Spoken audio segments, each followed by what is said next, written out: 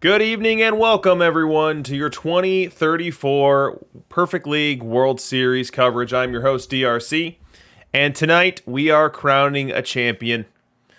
Just because it's July 4th and just because everyone's out barbecuing and lighting off fireworks doesn't mean that we don't have important business to take care of here tonight. And that's exactly what we'll do.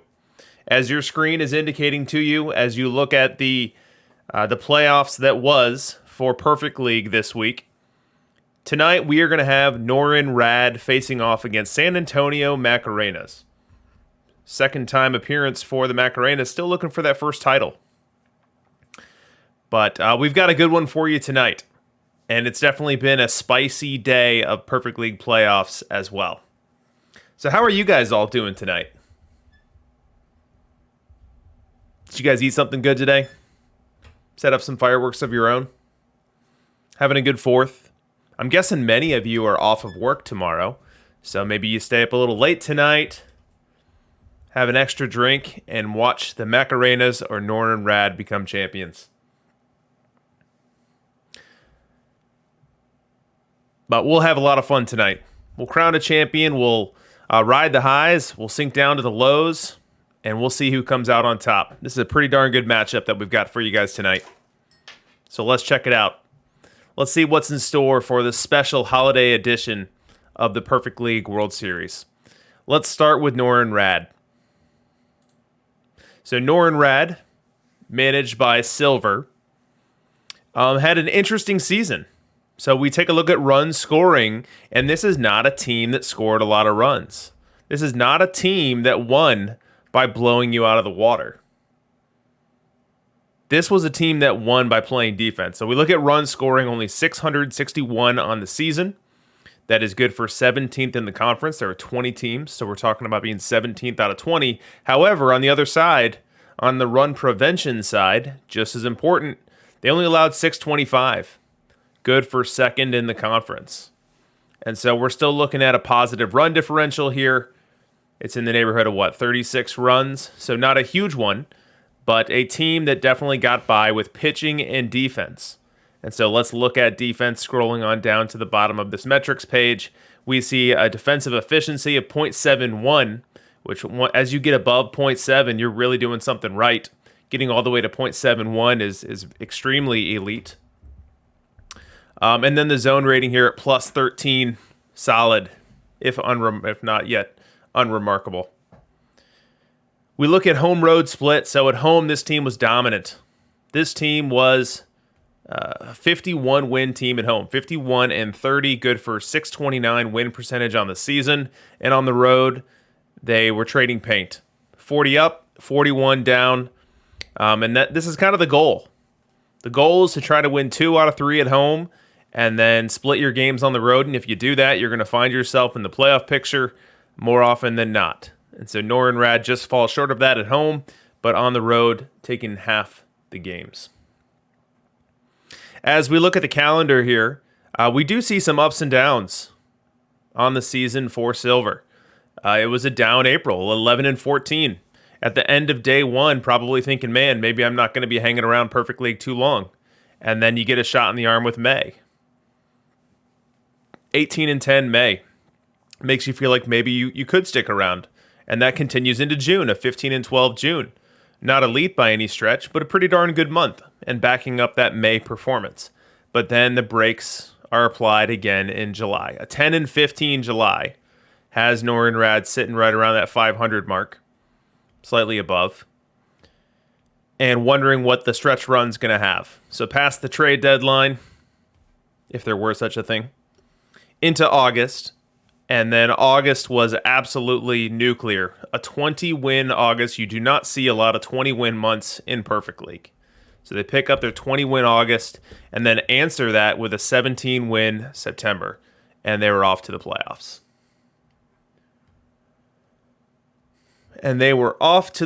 So let's look at the ballpark. So Norin Rad plays in an interesting ballpark here.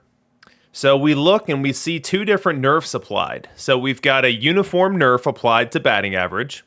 So we are down beneath neutral in terms of batting average. We are halfway between neutral and minimum. at .95. So your hitters are going to have a worse batting average than they would on neutral grounds. And at the same time, home runs are fully minned out. So home runs all the way down at .9, which is the minimum. So part of the reason that we see a run scoring profile at the bottom of the league and a run prevention profile at the top of the league is that this ballpark was certainly aiding and abetting them in that goal. Now the doubles and triples are at 1.25, but the overall net impact of the averages being down and the home runs being down are going to wash out what are 0.25 increase to doubles and triples. So that is the ballpark for Norin Rad. Let's look at the team. So I always like to check out the catcher combo because we do see some nuance there. We do see some decision making. And for Norin Rad, we've got Bill Dickey, who is one of the meta catchers here, probably the most expensive catcher in the game, and Roy Campanella, the Negro League edition Roy Campanella. So Dickey and Campanella are the battery mates here for Norin Rad. We've got Wander. So Wander Franco at third base. Wander Franco making some people feel like Wade Boggs might be a little bit more expendable than they once thought. So Franco is the full-time third baseman for Norin Rad. And then we've got Bancroft as the full-time shortstop with Deacon White at first. And what you do see too is you look at the plate appearances for this team, there's a lot of people getting play. It's not just your typical starters getting all 500 plus plate appearances and then your backups, but you've got Tony Fernandez in the starting lineup here, but only 449 plate appearances on the season. Chicken Wolf's got 300 plate appearances. So there's some mixing and matching here for Norin Rad for sure. Let's go to the bullpen. And as we look at the bullpen here, we see that we do have a locked-in Tom Glavine starter. So Glavine had the most starts on the team, the most innings pitched on the team at 218. He had a great season, too. 309 on the ERA. Definitely enjoying a ballpark where the batting averages were nerfed down and the home runs were nerfed down, and had a very successful campaign. Behind Glavine, you see Hudson, Rowe, and Smokey Joe Wood as the primary starters, and then a litany of folks picking up the slack. You had Mike Mussina grabbing 9 games, Wainwright grabbing 6, Satchel Paige 5, Mackenzie Gore 3. Some of those could be opens. I'm not quite sure. As we look at the bullpen, who are our important relievers? So we've got Bill Campbell at the very back end, the closer. And then setting him up, we've got Nathan and Paige. So as we're watching these World Series games, let's see how and when those guys are deployed, and then monitor their rest situation, as those are the players that Silver wants in these games when the game is on the line. Let's take a look at their path to this point. So Norin Rad had to face off against the Cartier Cutthroats, our returning champion. So Cutthroats won the Perfect League World Series last week, had ambitions of repeating, did their part to make the playoffs, but then were quickly dispatched by Norin Rad in 4 games in the first round. And then Norin Rad continued his wrath with the Twitter trolls, taking them out in 7 in the division series, and then taking care of Chad's Golden Rumps in the conference semis in 6 games. As we look at their history, this is their first week within Perfect League. This is their first opportunity in the Perfect League playoffs and first chance to win a Perfect League title. Do it all in one fell swoop if Norin Rad is successful tonight. How do playoffs work in Perfect League? So it's a good question. So it's a question that has a different answer if we're talking about today versus the 4 streams we've already done to this point.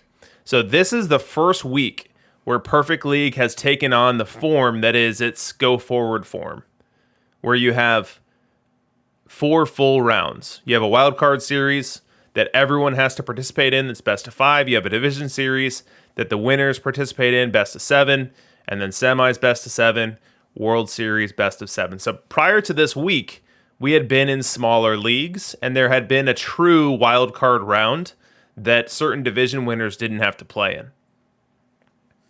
So this is the new normal going forward, and it's a good point to point out that our start time is going to be delayed because of this format. So what we've been used to, where we have World Series starting around 5 p.m. Eastern time, that will no longer be the case. This will be much closer to the time. Maybe we're running a little bit later tonight than we would otherwise because the semis round went 7 games, which won't always happen. But right in this neighborhood is when we expect to start. Right around now, so 7 p.m. Eastern time. That's a good bet to check in. Maybe you're a game late, maybe you're a game early. But we'll be starting around then. All right, let's check out the Macarenas here before we have our first sim in 9 minutes. We'll follow the same path. So runs scored, we've got 728 runs, good for 7th in the conference, so slightly better than average. And then runs allowed, 683, good for 8th in the conference, also slightly above average. So with the Macarenas, we see an above average team. Our run differential here is 28 plus 17, so do the math in your head real quick there. What's that, 45? So a little bit better than Norin Rad, but not a gangbuster here by any means. And then we look at the defensive side and the defensive efficiency at .699, which is a very good mark. It is less than Norin Rad, but a very good mark. And then zone rating right at neutral. Right at neutral. Home road splits. We've got 44 and 37 at home. Good for a 543 win percentage. And then 39-42 on the road. And so if you do some quick math in your head, you see that these Macarenas, they only won 83 games this week. And you say to yourself, man, they must have been the last team in the playoffs. They must have been a wild card team that was fighting down the stretch. And you'd be wrong. They won their division. So the Macarenas win the NC East division. They beat out the Sylvania Humidity by 1 game. And in so doing, earn themselves at least another week in the Perfect League. And here tonight, a chance to win a Perfect League title.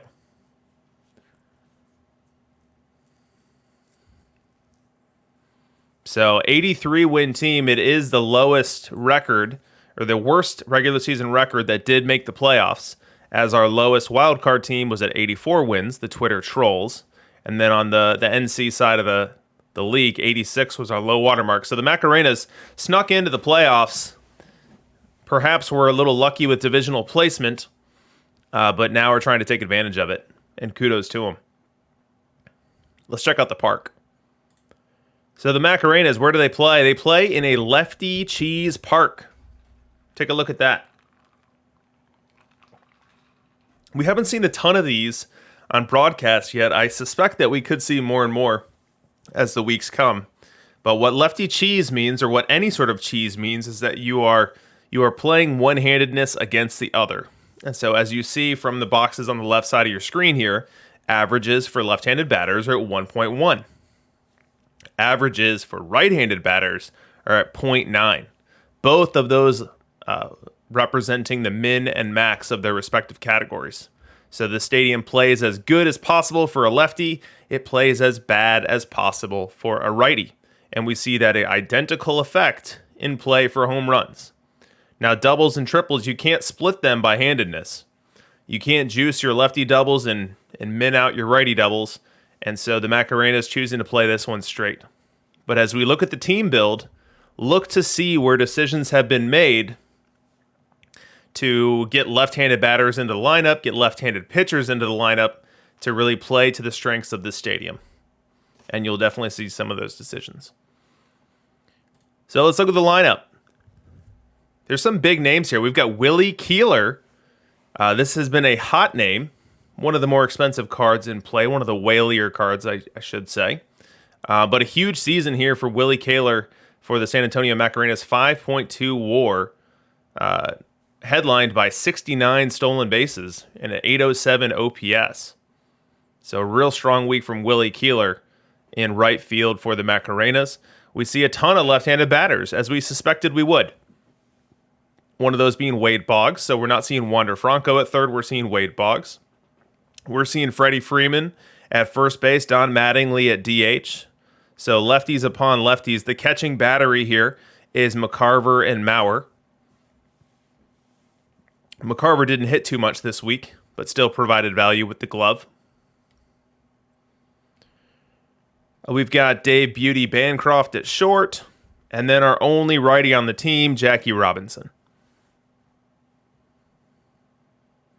Ned Hanlon in reserve. And then as we look at the rotation, we do have another first. So this is the first time this season that the top 5 starters on a given team are all lefties. So the top 5 most frequently started pitchers are Royce, Leonard, Glavine, Gore, and Ojeda in order. Now we do see that Cy Young, only 10 starts but 210 innings pitched. So that means that Cy Young was a follower and was certainly picking up a ton of innings. So probably 23 follows and 10 traditional starts here for Cy Young. And then likely a similar case for Tim Hudson, who had some follows in his 37 appearances for 106 innings.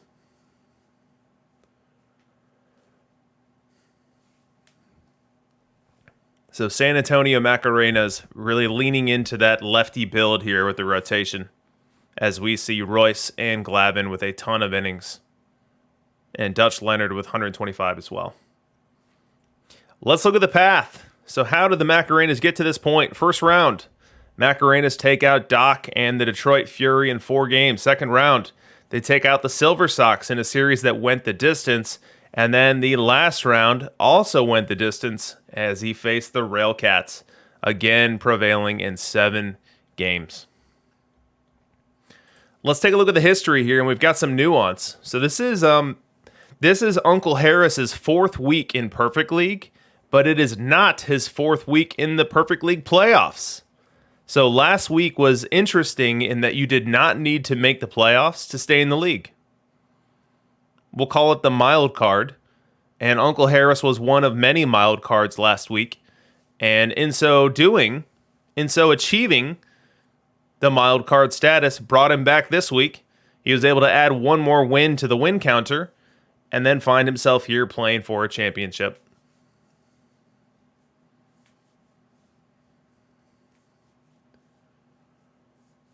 So that is Uncle Harris and his San Antonio Macarenas.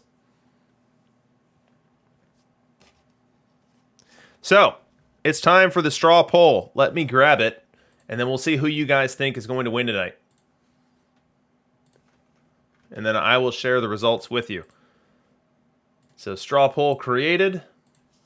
Dropping it in the chat. I'll spam it up a little bit so it's hard to miss. And then we'll see how those votes come in. And then in a couple minutes, we'll be ready to start watching some games. So as we prepare for this series, we are starting in Norrintown. Norrinradville, however that would be appropriately said. Let's see what the name of the home stadium is. The name of the park is Galactus Ballpark. We will be starting there. And again, let's remember that park play is like a pitcher's park. So we could see some very low-scoring games here in games number 1 and game number 2. We'll keep an eye out for that. We will keep an eye out for that. As far as probable starters, we're looking at San Antonio showing Jerry Royce, and we're looking at Norrinrad showing Tom Glavine. So we could have an entanglement of 2 top-tier lefties to kick off this series. All right, let's see how the straw poll's going. Oh my goodness, guys, we are split down the middle. We need some more votes. We need to determine who's going to have it. Right now it's 51-49. We've got 400 people in this stream right now. Let's get some more votes. Let's get some more votes because I need to know who the crowd picks before this thing gets started. And we've got 1 minute left before we're grabbing game 1.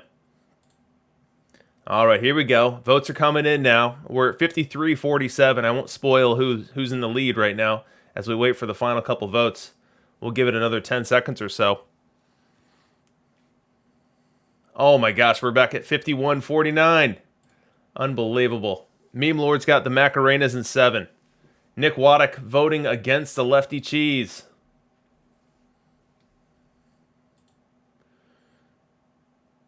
Oh, we are at a dead tie. There we go, 51-49 again. Unbelievable. So if the crowd is any indication, we've got a great matchup tonight, one in which we don't know which way it's going to go. We don't really know who's favored. All right, we'll wrap it there. And the results are Norin Rad getting 52% of the votes. The San Antonio Macarenas getting 48%. So the Macarenas can go ahead and put that on the bulletin board inside the clubhouse.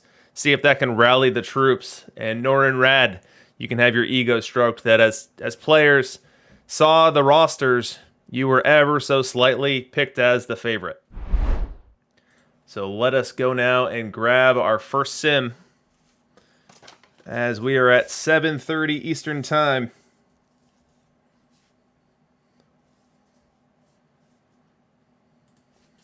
Let's make sure we grab the right one because we want to come back with Game 1 of this World Series. Couple of lefties, Royce and Glavine, going to go at it here in Game 1.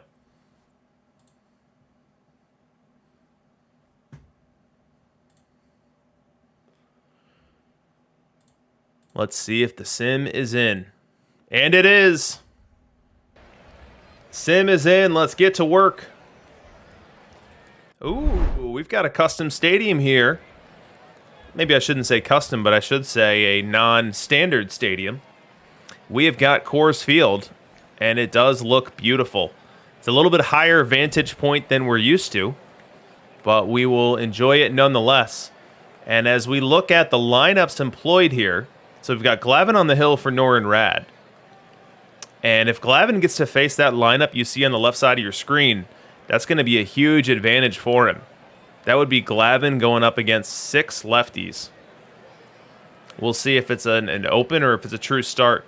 But the Macarenas coming out hard with their lefty-strong lineup.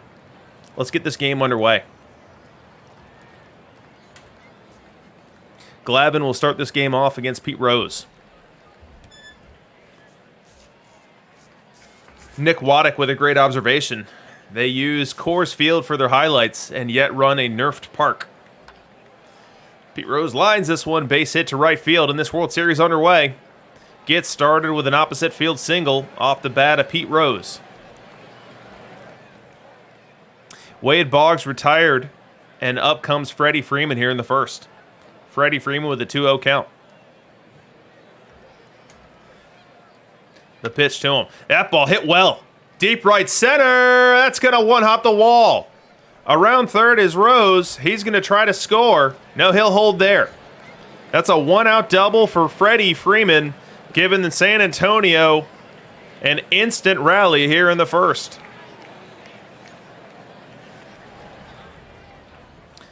Infield now in, so Norin Rad playing very aggressively here. Here in the first inning in a tie 0-0 game, they bring the infield in addition to overshifting it. We have 3 defenders to the right of second base as Glavine goes to work on Donnie Ballgame Don Mattingly. 0-2 count. The pitch. Strike 3 called! A huge strikeout for Glavine here early on in Game 1. Was able to drop down, throw the curve. Spun it up there, surprised Mattingly, and Mattingly couldn't get the bat off his shoulders. That'll be out number 2. And Glavine gets out of that trouble in the first. Let's remember that stalled rally later if the Macarenas find themselves looking for more runs. Well, they're looking for runs here in the third as they get the next highlight here in the top of the third.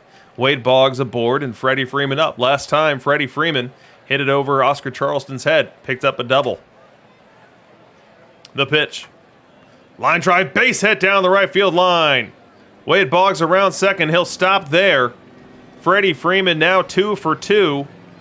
And giving his middle of the order another chance to try to crack this one. Mattingly up next. And let's also call out that Tom Glavine's still in this game. So the Macarenas throwing out their strong lefty lineup and facing Tom Glavine, who feasts on lefties. So a little chess game action here. In concept or in theory, this should favor the home team. Full count on Mattingly. Strike 3! Big strikeout. Don Mattingly for the second time today goes down with a runner in scoring position. That'll be the second out and put Tom Glavine an out away from getting out of this jam. He'll have to get through Pete Rose to do it. as we are now in the top of the fourth. Keeler on second, Jackie Robinson aboard at first. Crowd on their feet. The pitch. Grounded to second. Gonna be a tough play. Shifting on over as Jackie gets it, throws it in time. That'll end the inning. San Antonio fourth is over. 2 runners left aboard. The score still 0-0.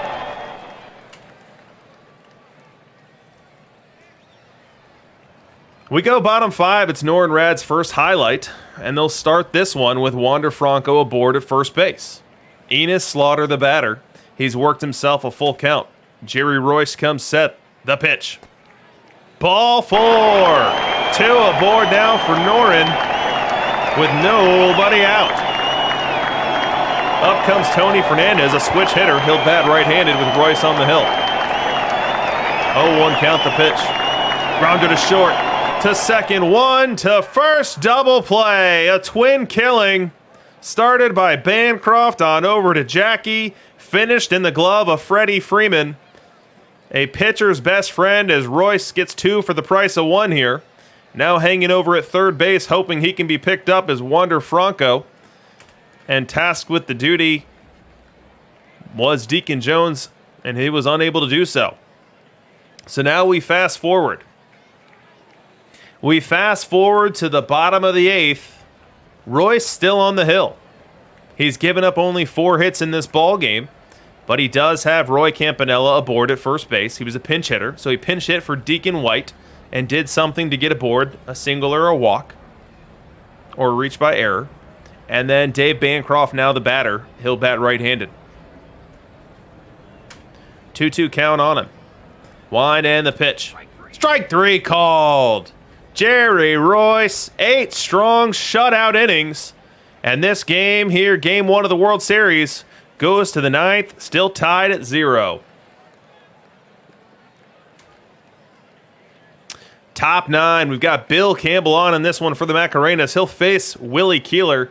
Now, we haven't had an opportunity yet to use our matchup analyzer. Let's do it here. Because we've got Willie Keeler, one of the most expensive cards in the game. Let's see how well he performs. We'll do Willie Keeler versus right, and then we'll also do Bill Campbell versus left.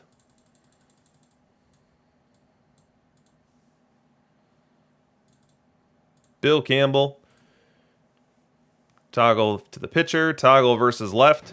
You see here that Willie Keeler, a left-handed batter, really a platoon hitter, much better versus right-hand pitching. You see his average approaching 300 versus righties.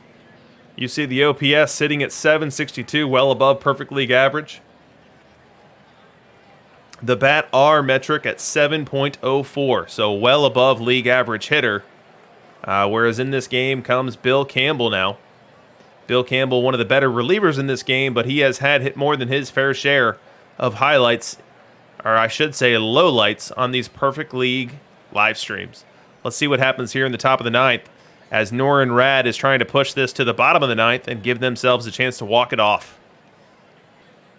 Fans on their feet, hoping that Campbell can take down Keeler here. 1-2 count. The pitch. Swing! Gonna miss. Strike 3. Able to drop a little bit, need a piece of off speed here. 75 miles an hour on the outer half. Keeler caught out front. A swing and a miss, and the crowd loves it. Now 2 outs in the inning. Tim McCarver, all that separates Nor and Rad and these fans from an opportunity to walk it off with the first run in the bottom of the 9th. But first, we have a tiring Tim McCarver. 1-2 count on him. Wind and the pitch. Strike 3 called. Bill Campbell goes 3 up, 3 down here in the 9th. This game goes to the bottom. Still tied up, 0-0. Nor and Rad starts off with Jackie Robinson. Let's see what he looks like versus left. And look who's on the hill, guys. Look who is still on the hill. It's Jerry Royce. He's got 8 shutout innings. And unless he gets 9 shutout innings, this game's over. So first we'll cue up Jackie Robinson versus left-hand pitching. And then let's get Jerry Royce versus right-hand batting. Those are your statistics there. You see Jackie, a very good hitter at the 12.69 bat R versus left-hand pitching. Jerry Royce, though, one of the best pitchers in this game. Strength on strength here as Norin Rad looking for a leadoff runner in the ninth. Royce winds and delivers. That ball hit well to center. Ranging over is Charleston. Should be playable. He puts the squeeze on it, and that's one up and one down. Now one away. Out of the game goes Bill Campbell. Into the game comes Bob Ojeda, a left-handed pitcher coming in to face Pete Rose, and then Charleston and Dickey. He's not a name that we've seen a ton on these streams, so let's check out what he looks like from a profile perspective. There's your Bob Ojeda there. Looks like right around a league average pitcher. Fewer strikeouts than normal, more home runs than normal, but right around a league average arm, and he's facing off against Pete Rose. And we know from the many weeks we've been doing this that Pete Rose, one of the best hitters in this game, and his versus left profile 100% concurs with that assessment. Crossfire 00 asking if the data I'm showing is for the week or aggregated. So the data I'm showing in the matchup analyzer is always the trailing 3 weeks combined. So we now have 4 weeks of Perfect League data. So I chopped off week 1, and I'm using weeks 2 through 4 for this. Now the other tabs that I have on here, which we'll show later on in the stream, those are just for this week, which kind of show who the king of the hill this week was for both hitting and pitching, and we'll be able to slice and dice by position. But for the matchup analyzer, it's the trailing 3 weeks, and we do so to get ourselves a good sample size. All right, Pete Rose time. Ojeda looking to get his first batter out. Ojeda 2.55 ERA on the season. Winds and delivers, and Rose rifles it down the right field line. That's going for extra bases. It goes all the way to the wall. Rose around second. He's going to try for third, but look at this missile. An absolute bead from Willie Keeler in the right field corner. Boggs catches it on the fly and tags Rose out. The second out of this ninth is recorded on the base paths in the form of Pete Rose being tagged out by Wade Boggs. An odd play. Freddie Freeman ranged to his left. It looked like he might have a play on it. It gets through him, and then there's the misplay by Willie Keeler. Keeler thought he could cut it off. He was unsuccessful in doing so, but he ran over, picked up the ball, and fired an absolute impressive strike about 300 feet to third base and nailed Pete Rose, getting a little greedy with his hand in the cookie jar. Wowee, Willie Keeler. 2 down. Now Ojeda faces Oscar Charleston. If he's able to get through this one, we're heading for some free baseball here in extras. Wind and the pitch. Swing and a miss, but it gets away. Charleston running on down to first. The throw in time. Tim McCarver able to retrieve that one, steady himself, and fire on to Freeman to end the inning. One of the strangest 3 up, 3 down innings you'll see. But nevertheless, we are headed to the 10th, still tied at 0. We start off this 10th inning with a pinch hitter for the Macarenas. It's Tim Raines coming in to face Bill Campbell. Campbell winds and delivers, and that's ball 4. Tim Raines a menace on the base paths. Not what Campbell wanted there for sure. But now Raines is aboard as we have Pete Rose, Wade Boggs, and Freddie Freeman due to hit. 1-2 count on Rose, and Raines finds himself on second base after a stolen base. Let's see if Rose is able to move him on over to third. The pitch. Fly ball right center. Ranging over is Heilman. He'll make the grab. Changing and tagging for third is Raines. He'll make it successfully without a throw. So Rose gets the job done. He moves the runner on over to third. And now 90 feet away in the form of an extremely fast, extremely talented base runner the Macarenas are on the verge of taking the lead. So the infield comes in. Wade Boggs steps up to the plate. And it's time for the matchup analyzer yet again. Wade Boggs versus right. Bill Campbell versus left. Advantage to the hitter on this one. And that advantage has borne out already to this point. Boggs has himself a 3-1 count advantage. And he's also hitting with a drawn-in infield. The pitch. Ball 4. He walked him. Could have been the old unintentional, intentional walk. As now the double play is set up, should they choose to go for it, with Freddie Freeman at the plate. Now, what we don't see is double play depth on the infield. What we do see is an infield shift. So 3 fielders on the right side of second base, as the Norin Rad are looking to avoid the first run of this game here and looking to fire down Raines at home plate. 1-2 count. The pitch. Strike 3 called! Bill Campbell pulls the string. Freddie Freeman didn't like the call one bit. But that's the second out of the inning. And it's all going to come down to Don Mattingly now, with runners at the corners and 2 away. The Norin Rad faithful stay on their feet for this one. Infield able to go back to their standard positions, only a slight shift now. And Bill Campbell working in his second inning in relief. Will face Mattingly. The pitch. Little dinker on the infield. Who's going to grab it? It's Jackie Robinson. That'll end the inning. The Macarenas leave 2. And we head to the bottom of the 10th. We're going to start off with Bill Dickey, but guys, look in the box score. Look in the bottom right of your screen. Is that any old Bill Dickey? No, no, no. That there is a fire Bill Dickey, and he is ready to bat here against Bob Ojeda. 1-0 count on him. Wind and the pitch. That ball hit well. Deep left field. Back. Rose will watch it fly. It's a walk-off home run for Bill Dickey. Fire Bill Dickey strikes again. And Norin Rad now lead the series 1-0.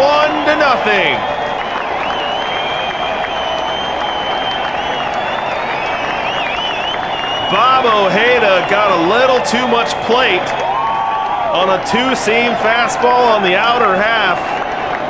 And Dickey put a big swing on it and didn't miss. Fireworks here in Norin as Bill Dickey ends what was one heck of a pitcher's duel and does so by leaving the yard. 381 happy feet for the home crowd as they now stare down the Macarenas with a 1-0 series advantage. No rest for the weary. The Macarenas are going to have to turn right around, come back into this stadium tomorrow, and try to leave town with a split. So what a game 1 there. Nothing but zeros up on the board until the bottom of the 10th. Now let's remember that first inning rally for the Macarenas. They had second and third, 1 out, and they achieved that with an extra base hit with a runner on first. They didn't try to score then. And that ended up costing them. Costing them big time. And then in the top of the 10th, they had another scoring opportunity. Unable to get it done then as Bill Campbell struck his way out of trouble. So 1-0 Norin Rad after one game. Let's go ahead to update our overlay.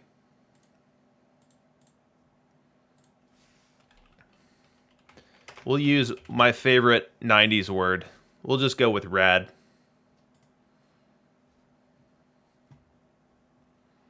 So Rad takes game 1. Let's load up game 2 and get right to it.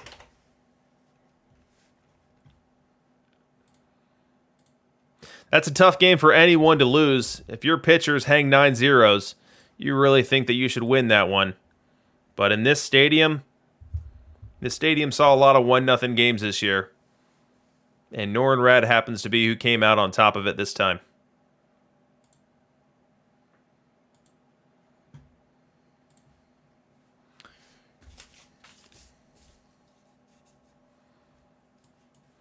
Didn't load the second game. Let's try again.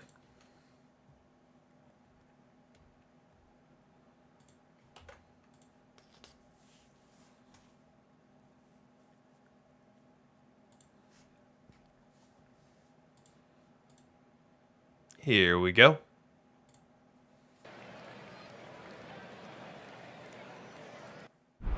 So we are back in, what was it called again? The Galactus Stadium? I can't recall. RTC Obvi, who were the starters in that game? It was Tom Glavine versus Jerry Royce. Yeah, not a ton of pitchers in that game because it was so low scoring. So let's move to game 2. And so the Macarena's trotting out that same left-handed heavy lineup, likely to do better this time against Smokey Joe Wood than it did against Tom Glavine. At least that's what you're hoping for if you're a Macarena fan. Let's get this game underway as we have an icy cold Pete Rose leading off for the Macarenas.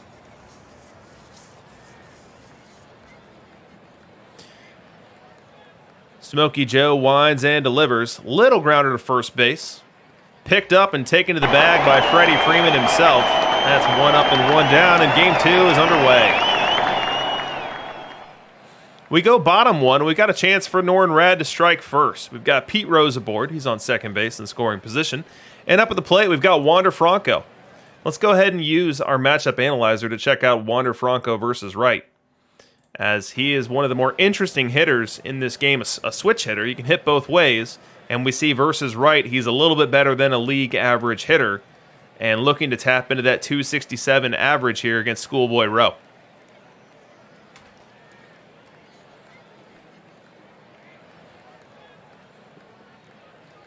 So pitching change, very early pitching change for the Macarenas. That's a line drive base hit for Franco. Around third is Rose. He's going to try to score. The throw from Keeler, not in time. Wander Franco puts Norin Rad on the board here in the first 1-0 with an RBI single. And Schoolboy Rowe on his first batter he faced today gives up the single and gives up the first run of this game. We go top 2. Smokey Joe still on the mound for Norin Rad, and he's got himself in a bit of a bind here. Don Mattingly on second. Oscar Charleston at first. Willie Keeler to the batter's box. Wind and deliver. Little looper left field. Long run. Making the grab is Pete Rose. Now tagging on the play smartly. Great piece of base running is Don Mattingly. He'll end the play at third base. Retreating to first is Charleston. And that is the first out of the inning. Now Bancroft had an opportunity to bat with runners at the corners and 1 out. He doesn't get anything done. So that's going to put it all down to Tim McCarver. He now bats runners at the corners and 2 out against Smokey Joe. 1-0 count on McCarver. Norin Rad fans and the hometown faithful hoping to get out of this one unscathed. Wind and the pitch. Line drive up the middle, base hit. Scoring from third is Mattingly. Heading to third is Charleston. That's a 2-out RBI single for the 8-hitter McCarver. It's going to even this game up at 1-1. And bring up Jackie Robinson, who will have a chance to untie this one with one swing of the bat. Full count on Jackie. The pitch. Ball 4. Smokey Joe loses him in a 7-pitch at bat. Went with the fastball, just missed on the inner half, and that's going to turn the lineup over for Pete Rose. Pete Rose, one of the best hitters in this game. We told you he's icy cold, though. We'll tell you what a normal Pete Rose looks like. Pete Rose versus Wright. Let's see if icy Pete Rose can live up to these amazing numbers you see in the bottom right corner of your screen. 1-2 count, fans on their feet, trying to cheer on Smokey Joe Wood and get him out of this jam. The pitch. Line drive left field. Heading back and making the grab is Pete Rose. That'll end the inning. Rose lines out to Rose. 3 runners are stranded. And we head to the bottom of the second inning, still tied at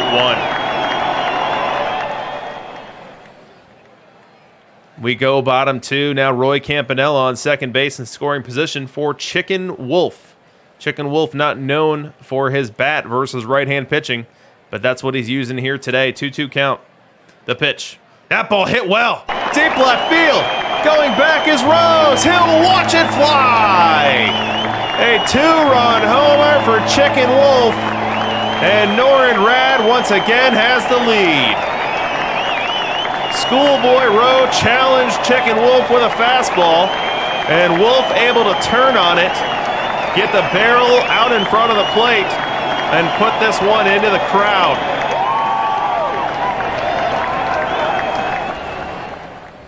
We now go top 7. Still 3-1, Norin Rad. Smokey Joe Wood still on the hill. San Antonio Macarena's now 16 innings into this series, and they've got 1 run to show for it. They're going to need at least 2 more, or they're heading back to Texas, down 0-2. Wind in the pitch to Keeler, and he base hit down the right field line, going to the wall. Harry Heilman unable to reach it. Retrieving it now is Chicken Wolf. He'll fire it in, be able to keep Keeler at second, but that's a leadoff double for Willie Keeler. Dave Beauty Bancroft comes up next. He's got a 2-2 count on him. The pitch. Swing and a miss. Strike 3. Smokey Joe Wood able to elevate the fastball there, and Bancroft not able to spoil it. It's going to be the first out in this 7th inning. Next up, Tim McCarver, a tiring Tim McCarver. The pitch. That ball hit well down the right field line. That's going for extra bases. Scoring easily is Keeler. McCarver on his way to second. He'll slide in there with an RBI double. The Norin Rad 2-run lead has been cut in half and is now being threatened with McCarver still in scoring position. Tim Raines will now pinch hit for Jackie Robinson. I don't know that I've seen Jackie be pinch hit for on one of these streams in the past, but the coach of the Macarena is playing a hunch here and feeling like Tim Raines is the right play in this moment. So Raines will step in. We'll take a look at his bat versus right. Tim Raines versus right, and he's facing Joe Nathan versus left. Advantage to the hitter here for sure. 2-2 count.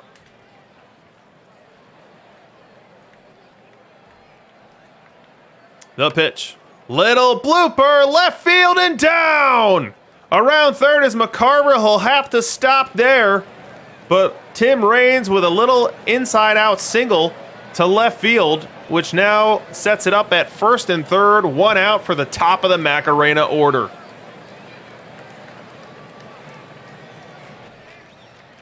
Tim Raines steals second base, nullifying the double play, and now the infield must be drawn in. 3-0 count for Rose. Joe Nathan delivers. Rose swinging. Hit to Rose and left. Rose lines it up. Makes the grab. He's throwing home. Runner is coming. Play at the plate. Out! A double play.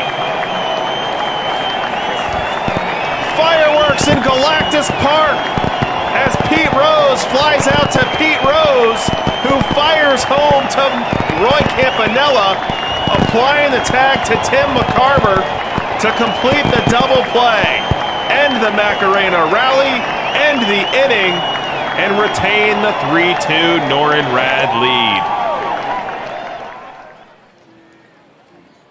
Unbelievable. The Adventures of Pete and Pete. Jefferson Jim might be the comment of the night. Well done. Well done. Hummus God. Yes, this is the perfect league championship. All right, let's go bottom 7 now. So bottom 6, the Macarena's threatened, and it required a very unlikely double play to prevent them from tying the game. Well, now they've got a great chance to do it again. Oh, no, we're in the bottom of the 7th. Excuse me. Top of the 7th, we had all of the hysterics. Now in the bottom of the 7th, Norin Rad with a chance to extend the lead. Extend the lead here, and they've got their Pete Rose up. with the bases loaded. And he's got a 3-0 count as well. So the Macarenas, Pete Rose swung on 3-0. Will the Norin Rad Pete Rose swing on 3-0? Schoolboy comes set the delivery. That is ball 4. A 4-pitch walk to Pete Rose makes it 4 to Norin Rad. The Macarenas threatening having the wheels fall off for them here in game 2. Harry Heilman, the next batter up. He's not any Harry Heilman. He's an icy cold Harry Heilman. But they are looking for him to add some more runs here. 1-0 count to Heilman. The pitch. That ball's crushed down the left field line and going for extra bases. Scoring is Bancroft. Scoring is Jackie. Pete Rose around third. He'll stop there. It's a 2 RBI double for Harry Heilman. Make it 6-2 Norin Rad. The scoring stops there, and we go to the top of the 9th. Into this one comes Satchel Paige. Satchel Paige, one of the important relievers for Norin Rad. He is the setup man. And he's going to pitch here in the 9th. He's got Oscar Charleston aboard at second, facing Willie Keeler, looking to get 3 outs before giving up 4 runs to secure that 2-0 series lead. The pitch. That one's crushed down the left field line. Charleston will score easily. Keeler's got extra bases. The 4-run lead becomes a 3-run lead. And still nobody out here in the 9th. 3-1 now on Bancroft. The pitch. Ball 4. Page walks him in 5 pitches. And this inning getting a lot more dramatic than the Norin Rad home crowd was hoping for. You can hear a pin drop here. Tim McCarver steps up. McCarver been tiring now for every bit of the 2 sims we've seen. We'll see if he's still got enough gas in the tank to find a gap out there in left center. 2-2 count. The pitch.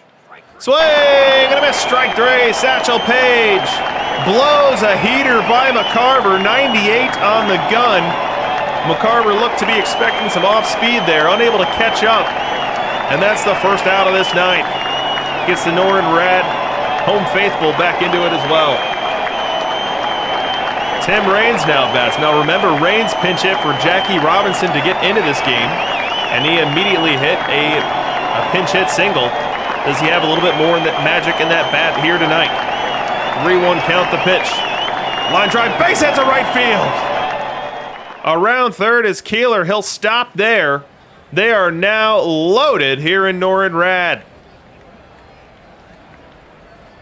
Tying run at first, go-ahead run at the plate in the form of Pete Rose, the best hitter in this game. We'll show you just how good he is. Pete Rose versus right. We'll set that up against Satchel Paige versus left.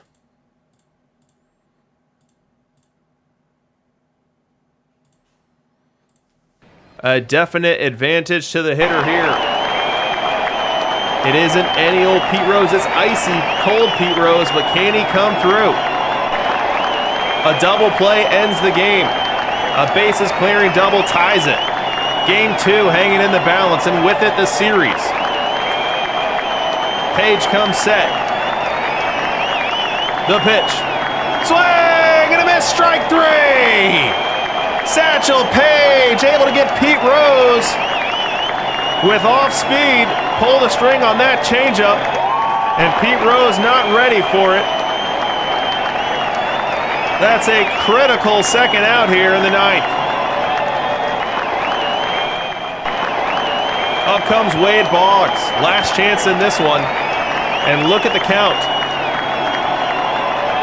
Look at the count on this one.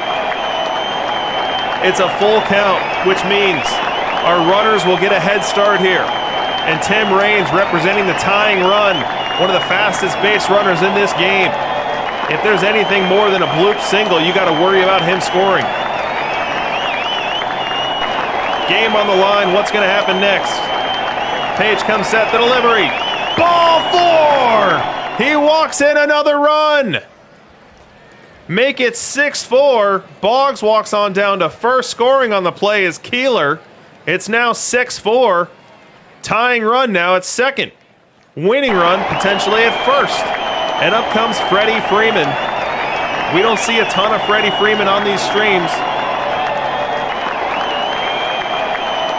That's what he looks like. A little bit better than league average bat, 737 OPS. He's got the weight of the world on him here. Needs a single of any kind to tie this one up. 1-2 count. The pitch. Swing and a miss, strike three. Satchel Paige gets him with the heat. The Macarena strand three. And Norin Rad will escape this one with a 6-4 victory and a 2-0 series lead.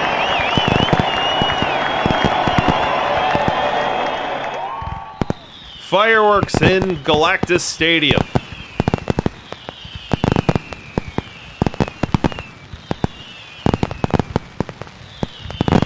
We'll go ahead and update our overlay, give Rad game 2 as we let the fireworks finish. That 4-run lead became tenuous very quickly in that 9th inning as Satchel Paige, working a second inning of relief, really struggled to nail it down, but was able to clean up his own mess. Took him 52 pitches to do it, which could threaten Game 3 availability. But you'll always make that trade, trading a win for a game of availability for your setup man. As we look at the San Antonio side, Schoolboy Rowe just didn't have it. So Mackenzie Gore opened the game, got himself into a little trouble there, and then Schoolboy Rowe really fought it. 5 2/3, gave up 5 earned, 11 base runners for his trouble.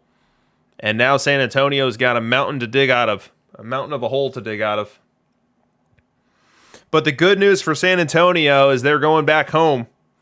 Now, they were a 543, a much better team at home than they were on the road. They've also got a park tuned to their roster. So all those lefties that you saw in their lineups, both Game 1 and Game 2, will now receive that boost that comes when you play in a lefty home ballpark. Now, will that boost be enough to get them 2 or 3 wins at home? That will be the deciding factor. That will determine whether or not we come back to Norin or whether or not we are hanging banners.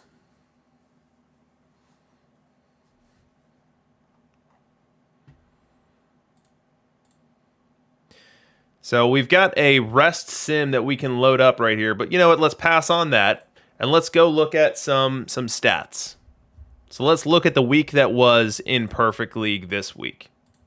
And so in the bottom right corner, if you're on mobile, it's going to be hard to see. Apologies for that. But we can talk through it. And so as you look at this, what is this? It's a simple leaderboard of who had the most productive bats in Perfect League this week. And so the category that we're sorting here is Bat R, which is short for batting runs. And that's an approximation, and we do this as a rate stat per 600 plate appearances.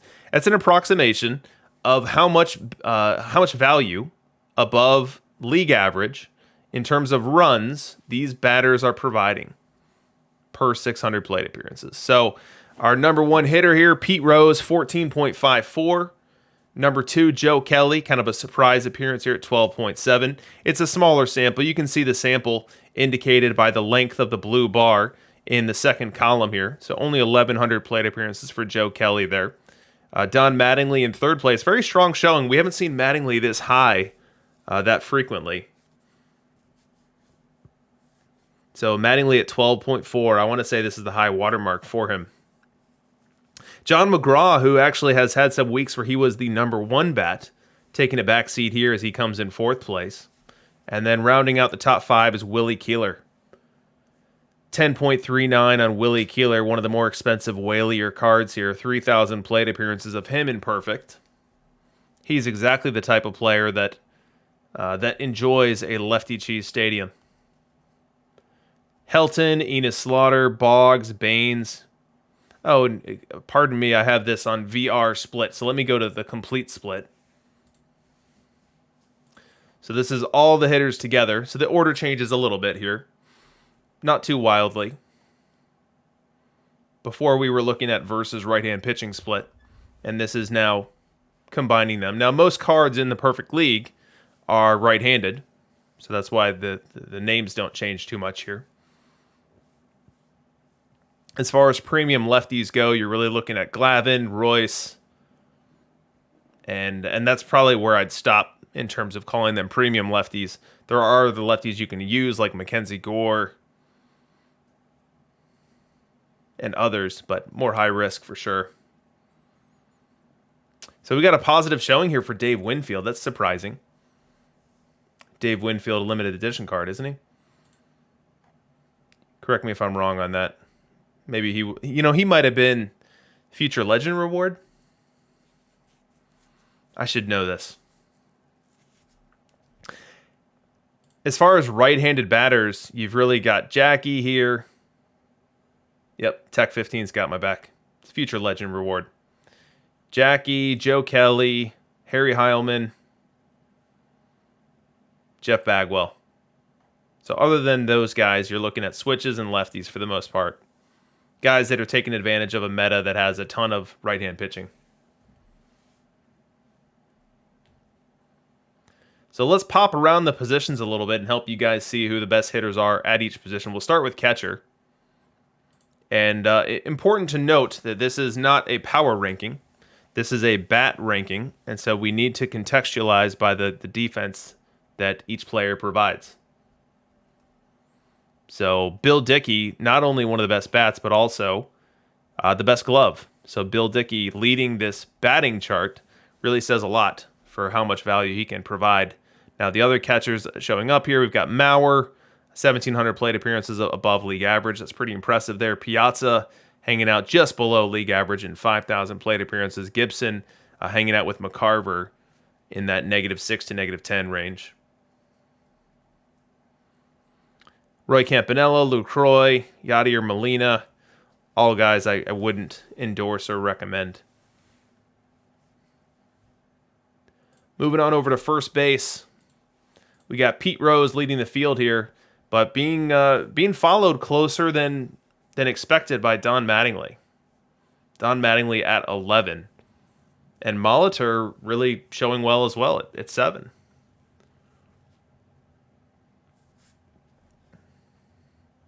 Shifting on over to second base, we've got Rose just leading every position, really. Any position that someone designates him at. But again, Rose's second base defense would be atrocious, so don't play him there. But Jackie Robinson, the first with defense that's actually playable there. And you see Tony Fernandez right behind him. Now, Tony Fernandez, I wouldn't say he's got starter defense, but as far as utility glove goes, you can definitely do worse than Tony Fernandez. Moving on over to shortstop. Jackie, the best hitting shortstop. Tony right behind him. But the guys that you can actually play there and not really be doing yourself a disservice are guys like Larkin, Bancroft, and Andrelton Simmons. Simmons, the worst hitting of that bunch. And then on over to third base, we see McGraw, the best hitting third baseman. McGraw is a rare tourney reward. I think I saw one in the auction house before the stream at $1.5 million. So definitely a very whaley card. Behind him, you have Wade Boggs at 5.44, and then behind him, you have Wander Franco. So Franco, a better defender than Boggs, better base runner as well, but Boggs is the better hitter, for sure. We go to the corner outfields. We'll start with left. Pete Rose leading that one, but behind him is Ned Hanlon. Hanlon doing well at 5.53, well considering that you get great base running with him, and you also get great defense. So Ned Hanlon, a different type of left fielder than the typical big bat, bad glove guy. He's kind of an okay bat, I'd maybe even say better than okay, above average bat, and then really good base running, really good defense. We go to the other corner in right field. Pete Rose leading that one as well. We see Willie Keeler showing up here for the first time, 7.59. We see Enos Slaughter at 6.55. So Keeler, kind of the whaley option here on your screen. Chicken Wolf, guy who's in my lineup right now at -11, but Chicken Wolf provides a lot of value outside of his bat. primarily on the bases and with the glove. And we go to center field. We round out here. There's not a ton of options in center field right now. Pretty much everyone is running Oscar Charleston. And then some people have Ned Hanlon that they're running in addition to Oscar Charleston. So not really a deep meta in center field. There's a couple Andrew McCutcheons there, but they seem pretty out of place. So let's go play game 3. We'll load it up and see what the San Antonio Macarenas have in mind. They're down 0-2. It's not a do or die game, but it's as close as you can be to one without it being one.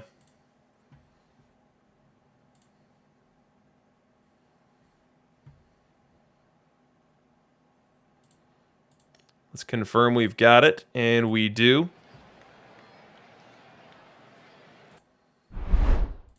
All right, so we are back in a standard-looking stadium here, but let's remember how it's going to play. So Lefty Cheese Stadium, which means that our lefties are going to be powered up and our righties are going to be powered down. So as Glavine takes the hill for the hometown Macarenas, he is only going to face one powered-up hitter, and that's Oscar Charleston. Everyone else that Glavine will face will be batting right-handed and will be hitting into the batting average nerf and the home run nerf. So this is a pretty good matchup for the Macarenas. Glavine, we'll see what Norin Rad does with his pitching to counter as well, as he will be facing a ton of powered-up hitters. We start this game off with a fire Jackie Robinson for the Norin Rad. He'll face Tommy Glavine. 1-0 count on fire Jackie. Glavine winds and delivers, and it's hit well to center. Heading on back is Charleston. He'll stop under it. Camp make the grab, and that's 1 up and 1 down. And game 3 is underway. We go bottom 3, and the Macarenas threatening to score here. They're facing Mackenzie Gore, and they've got Don Mattingly at the plate. So let's go to the matchup analyzer to try to talk about this matchup a little bit here. We'll get Mackenzie Gore versus left in here, which is definitely going to be his better side. So Gore versus left. And then we'll get Don Mattingly versus left as well. And so these are the raw stats. So on a neutral field, advantage Gore big time here. But given the stadium, you know that we're getting a BABIP bump for Mattingly. We're getting a home run bump. So I'd still call it an advantage to the pitcher. It's just a lot less than you'd expect based on the raw numbers. 2-1 count. The pitch. Fly ball right field. Hit well. Giving chase is Chicken Wolf. He looks up. You can put it on the ball. Goodbye. Don Mattingly. A 3-run shot here for the Macarenas. Just what the home fans needed. The Macarena's been fighting it from an offensive perspective for most of games 1 and 2. Put up a 3 spot here early in game 3. Let's go. So we go now top 5, and Glavine's job is to protect the lead. He's got to deal with Campanella at first, 1 away, and Chicken Wolf in the batter's box. 3-0 count on Chicken Wolf. That's going to be ball 4. An atypical bout of wildness here for Tom Glavine of the Macarenas. Now has 2 aboard and 1 away for Oscar Charleston. Now Charleston, the only lefty in the lineup. The only batter tapping into what is a stadium advantage for Norin Rad. Let's see how much he can take advantage here in this at-bat. The pitch. Grounded to first. Picked by Freeman to second 1. He'll have to squeeze it there and hold.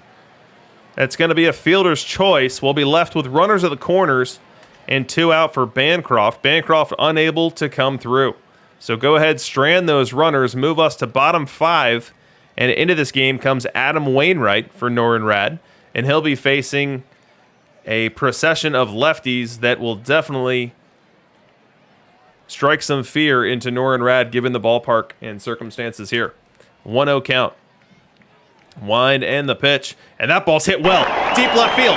Ranging back is Rose. It's gone! Oscar Charleston And Oppo Taco, a tasty one, makes it 4-0 Macarenas. And they are doing the Macarena in the crowd.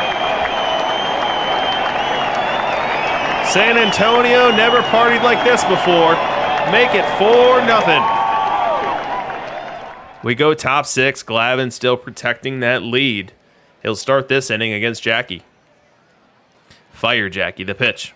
And Jackie crushes that one deep to right. Willie Keeler can do nothing but watch it fly. That's an opposite field bomb off the bat of Jackie Robinson. Tom Glavin left a changeup up in the zone, and Robinson was looking for it. Went where the pitch was thrown and deposits that one into the seats, puts Norin Rad on the board, makes it a 4-1 game. We go top 8 now. Glavin out of the game. Bob Ojeda into the game, facing now Pete Rose. The pitch. And Rose lines a base hit to right. That's a 1-out single for Pete. And up comes Harry Heilman. Heilman's worked himself a full count. Let's see if Rose is in motion on this one. He's not.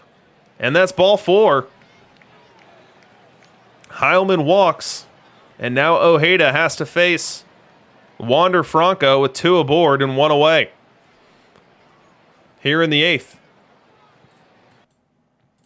Let's set it up. Bob Ojeda versus right-handed batter. Now we saw Wander Franco versus right earlier. Let's see what he looks like versus left. I'm wandering around for Wander. There he is. So Wander Franco versus left-hand pitching is just under league average with a 714 OPS. Bob Ojeda versus right is a bit of a high whip, low strikeout option here. 3-1 count. The pitch. Grounded to third, tough play. Picks it. That's an infield single.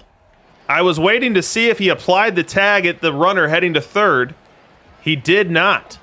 So Pete Rose, ambling down the line, evades the tag from Wade Boggs. Boggs unable to tag him and unable to fire on over to first.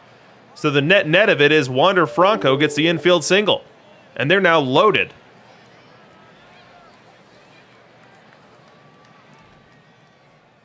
Now this is interesting. This is very interesting.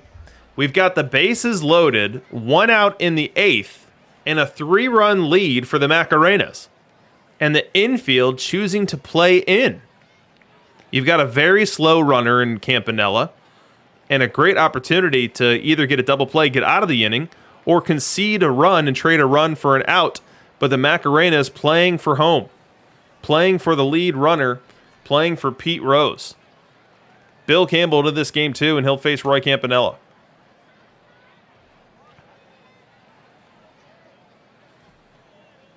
The pitch. Little blooper. That ball will get down. Rose scores. Heilman will hold at third. It's now 4-2. And Norin Rad keeping the line moving. As Tony Fernandez comes up next. 2-2 count on Tony. Infield staying in. The pitch. Grounder to third. Fields it to first one to home one to first. Not in time. They get the lead runner at home in Heilman. And very quickly McCarver pivots. Fires on down to first. Didn't get a lot on the throw. And beating the play was Tony Fernandez. But the Macarenas do record the lead runner. To record an out at home. And prevent another run from scoring. The bases will stay loaded. And they stay loaded for Bill Dickey. This is a huge spot in this game. Fans to their feet as they want to see the end of this rally. Let's do Bill Dickey versus Wright. We see a pretty strong profile there. Contextualized versus Bill Campbell versus left. Advantage to the hitter here, especially in this ballpark. Can Bill Dickey come through for Norin Rad with the game on the line? 1-2 count. The pitch. Fly ball right field. Coming in is Keeler. He'll make the grab. Bill Campbell strands them loaded. Only 1 run scores, and so we'll head to the bottom of the 8th. The San Antonio Macarenas 4, Norin Rad 2. We go bottom 8. Mattingly looking for some insurance runs. He'll be looking against Joe Nathan. Nathan a little short on the movement. Could be a bit of a home run target here, the pitch. And that ball's crushed. Deep left center. Gone. Ding dong, that pitch is dead. An opposite field home run well over 400 feet. Don Mattingly extends the Macarena lead to 5-2.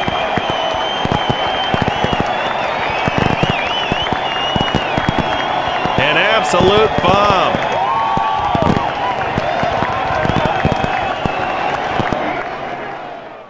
We go top 9. Now Bill Campbell trying to nail this one down. He's got a 3-run lead to work with.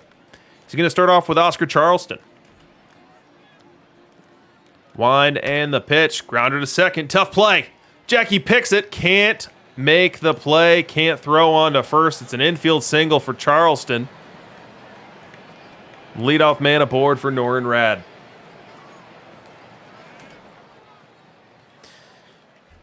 Thank you, Sypha to God. I've been working on that.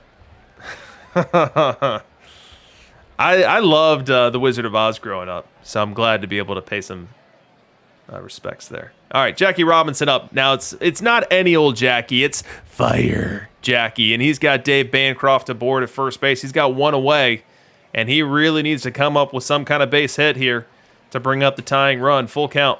Now facing Tim Hudson, the pitch. Line drive, base hit to center. Stopping at second is Bancroft. Now 2 aboard, 1 out, and the tying run to the plate.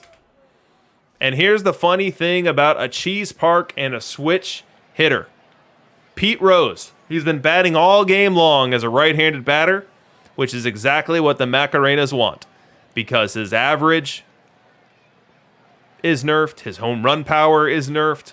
Well, wouldn't you know it, a right-handed pitcher's in the game now in the form of Tim Hudson, and Pete Rose now gets to tap into the strength of this stadium. He gets to bat left-handed and see if he's able to come up with a huge hit for his team here. Norin Rad needs him. They need him bad as you've got an icy cold Heilman on deck. 2-2 count, fans on their feet. The pitch, grounded to short. To first in time. That'll be the second out of the inning. Unable to turn 2 on this one as it was a slow roller. Bancroft had to charge it and throw in one motion. Didn't have an opportunity to make a play on Jackie, who got a good jump on that one. And now the runners are advanced, but the run that matters most is still in the batter's box, and it's in the form of Harry Heilman. 2-1 count on Heilman. Fans on their feet. San Antonio Macarenas 1 out away from picking up their first game of this World Series.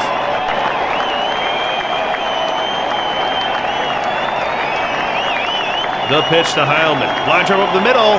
Picks by Jackie. On over to first in time. And the San Antonio Macarenas win Game 3 by a final score of 5-2.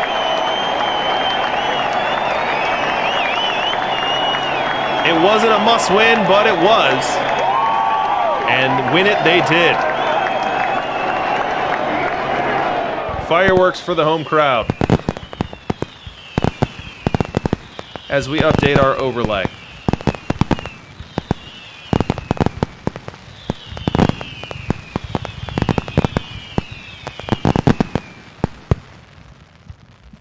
Only 5 hits for the home team compared to 10 hits for the road team, but San Antonio able to make their hits work, able to turn them into runs. The biggest shot being the Don Mattingly 3-run homer versus Mackenzie Gore. As we look at the pitching box score here, we have Glavine going 6 1/3, only giving up 1 earned.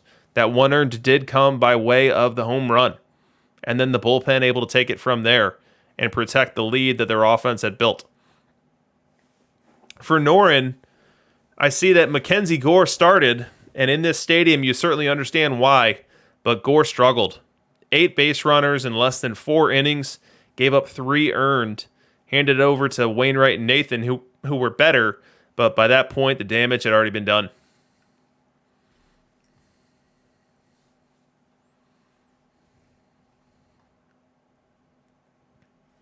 Oh man, Keith Olbermann used to say it? That stinks. I thought that was a DRC original.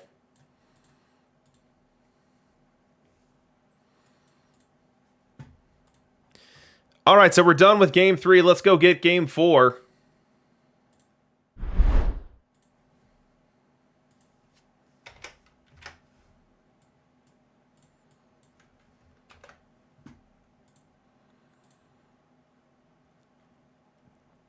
Game 4 going to be a big one. Either we end up with a tie series heading to a pivotal Game 5, or we get Nor and Rad putting themselves into clinching zone.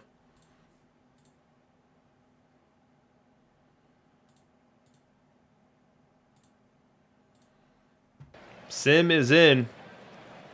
Let's go see what's waiting for us.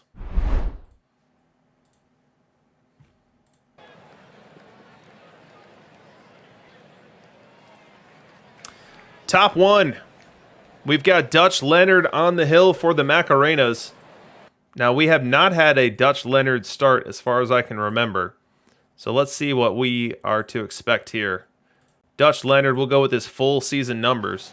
So Dutch Leonard, worse than league average in ERA, a little bit worse in WHIP, right around league average with the strikeouts, and a little bit more with the home runs and the walks. But in this ballpark, Dutch Leonard, where he's going to get to face all but one righty, you would expect his numbers would improve slightly. 1-2 count.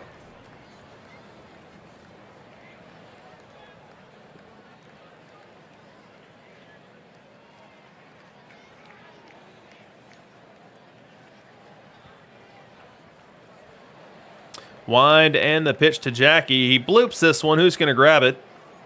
Heading on over is Freeman. He'll give way to Jackie Robinson. Puts the squeeze on it. 1 up and 1 down. And we are underway in game number 4. We go top 2 now. Nor and Rad threatening. Roy Campanella aboard. Tony Fernandez at the plate. 1-1 count. The pitch. Grounded to short. Could be 2. To second, 1 to first in time. Double play. Twin killing goes 6-4-3. Bancroft to Robinson to Freeman. Pitcher's best friend. And 2 away here now in the second. We go bottom 2. Macarenas with their first threat. Tim Hudson on the hill for Nor and Rad. Keeler on second. McCarver on first. 1 away for Jackie at the dish. The pitch. Grounded to second. Could be 2. To second, 1 to first in time. Double play. Jackie Robinson, a tough customer to double up. But Nor and Rad goes 4-6-3. Ends the inning. Ends the threat. And will push us to the third. Still tied at 0. Bottom 3 now. We've got the Macarenas on the highlight machine again. This time with Pete Rose aboard at first base. Don Mattingly at the plate. He's worked a full count. 1 away. Hudson comes set. The pitch. Ball 4. Home crowd loves it. 2 aboard. Now 1 away. As we're walking into the meat of this Macarena lineup, a bunch of lefties who love this ballpark and love feasting on right-handed pitching. Let's see if they can do it here. Freddie Freeman gets the first crack. The pitch. Fly ball center field, well hit. Ranging back is Charleston. Back, back, back, back. He makes the grab. Now tagging on the play, heading to third is Rose. Just missing a 3-run homer is Freddie Freeman. And now runners will be at the corners for Oscar Charleston.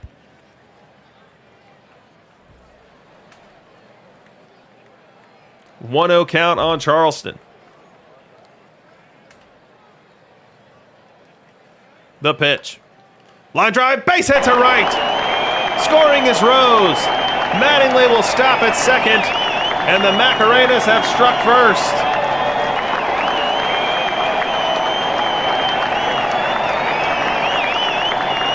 We go bottom 6. We'll keep the crowd noise pumping. because there's another rally here for San Antonio. Freeman and Charleston aboard, second and first respectively. McCarver at the dish, facing Satchel Paige in relief. 3-1 count. The pitch to McCarver. Little looper, left field, and down! Around third, and holding is Freeman. These bags are loaded. And they're loaded for Dave Beauty Bancroft. The Norenrad infield comes in. They also shift on over to the right. 3 defenders right of second base. Page in a jam here. Already down 1-0. Can't afford a slip up here. The pitch. Swing and a miss, strike 3. Satchel Paige gets the swing and miss from Dave Bancroft. You see the pitch abbreviation up here in the top left. It's FO. What does that stand for? Forkball? What is FO? I'm guessing that's forkball. Someone confirm in the chat. You don't see a lot of FOs on these streams. But something off speed, and Satchel Paige gets exactly what he needed there. A swing and a miss from Bancroft. But there is no rest for the weary, as the next batter is an even tougher customer in Jackie Robinson. Jackie Robinson, a 3-1 count. Satchel Paige is going to have to come into the zone on this one. Can't afford to walk him. If you're Jackie, you're probably looking for something with some velocity on it in the zone to do some damage with. 3-1 count, the pitch. Little blooper, second base, raging over and unable to get it is Jackie. 1 run scores. Around third is Charleston. He's out at home. An incredible throw from Charleston to nab Charleston at the plate. But not before Freddie Freeman scores and makes it a 2-0 Macarena lead. Top 7 now. Macarena's cruising. Looking to get through this one and get to the 7th inning stretch. First half to deal with Tony Fernandez with Wander Franco aboard. 1-2 count. Hudson comes set, delivers, little blooper right field, long run, and Keeler unable to get there. Going from first to third is Franco. Call it a bloop single for Tony Fernandez. They're now at the corners with Chicken Wolf due. Chicken Wolf bats. He will bat for himself. Thought this could be a pinch hit opportunity for Norenrad, but Chicken Wolf will bat for himself. Let's take this opportunity to look at how well he does versus right-hand pitching, and then do the same for Tim Hudson versus right-hand hitting. So advantage definitely to the pitcher on this one, is Chicken Wolf not the greatest hitter versus right-hand pitching. He's in the game for his base running and for his glove, but he's going to be asked to use that twig right here. He's down to the count 1-2 in a clutch moment here in game number 4. The pitch. Strike 3 called! Tim Hudson able to drop a 12-6er curveball and freeze Chicken Wolf. He'll head back to the dugout. He knew it. He knew it once it crossed the plate. Opportunity wasted for the Norenrad. We go bottom 7. Macarena's trailing 1-2 in this series, but leading 2-0 in this game.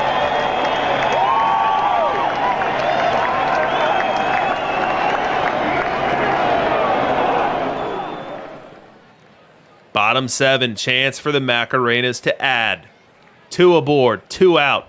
Both in scoring position. Charleston at the dish, facing Mike Mussina. The pitch. Line drive up the middle, base hit. Scoring from third is Rose. Around third is Boggs. He's going to try to score. Here comes the throw. Not in time. A 2 RBI single off the bat of Oscar Charleston has extended this lead from 2-4. Fast forward all the way to the top of the 9th. give the Macarenas another run, make it 5-0. And now they are on the verge of winning this one. Roy Campanella represents the last hope for Norrin Rad. There's 2 outs in the 9th, and they need 5 runs. Into the game comes John Tudor for the Macarenas. 1-1 count on Campanella. Tudor winds. Tudor delivers. Little blooper. Heading back is the third baseman, Boggs. He'll put the squeeze on it. And that's exactly what the Macarenas are doing to the Rad.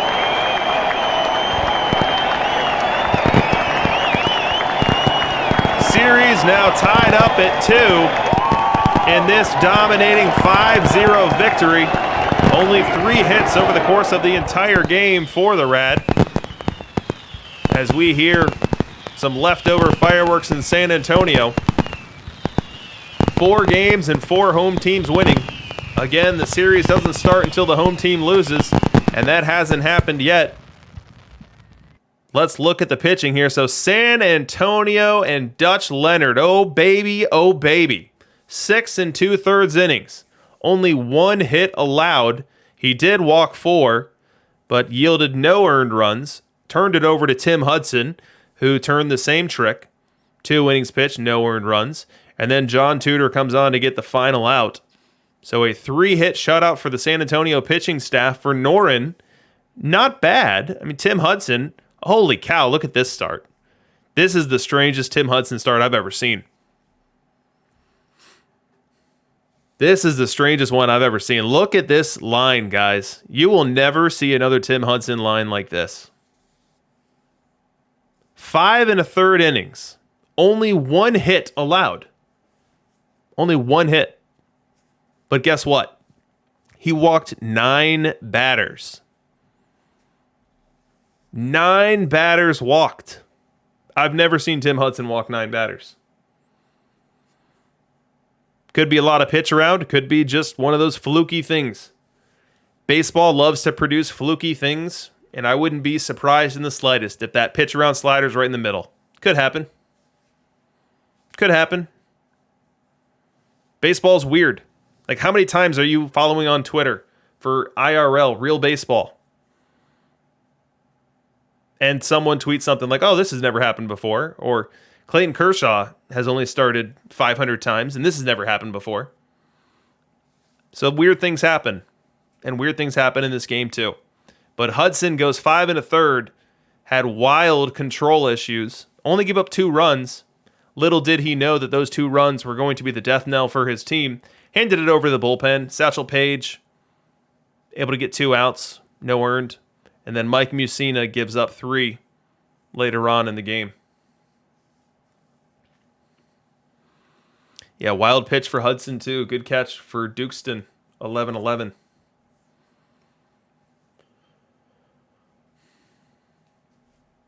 So let's update our overlay, because this series just got a whole lot more interesting for sure.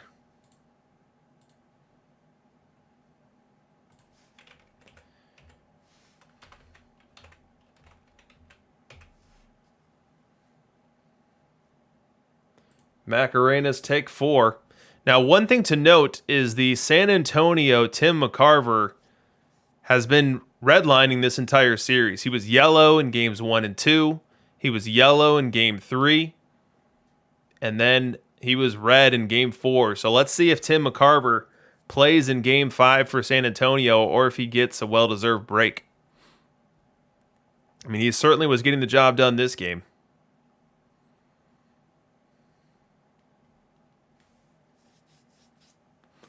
Play for thrills had to play his Campanella, even though he wanted to have McCarver out there.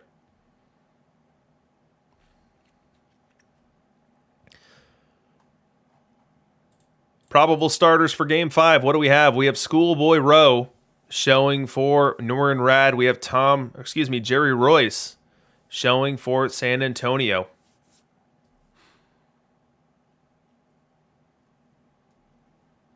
Let's go ahead and load it up. Now, what that last game going the way of the Macarenas does for us is it guarantees that we are traveling back to Norrin Rad and Galactus Stadium regardless of the outcome of Game 5.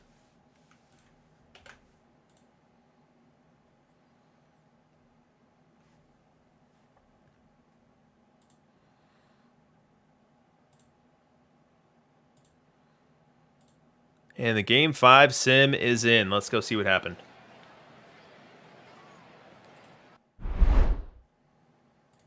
So let me go back to my straw poll. The straw poll has settled with Norin Rad at 52% of the vote and the Macarena's at 48%.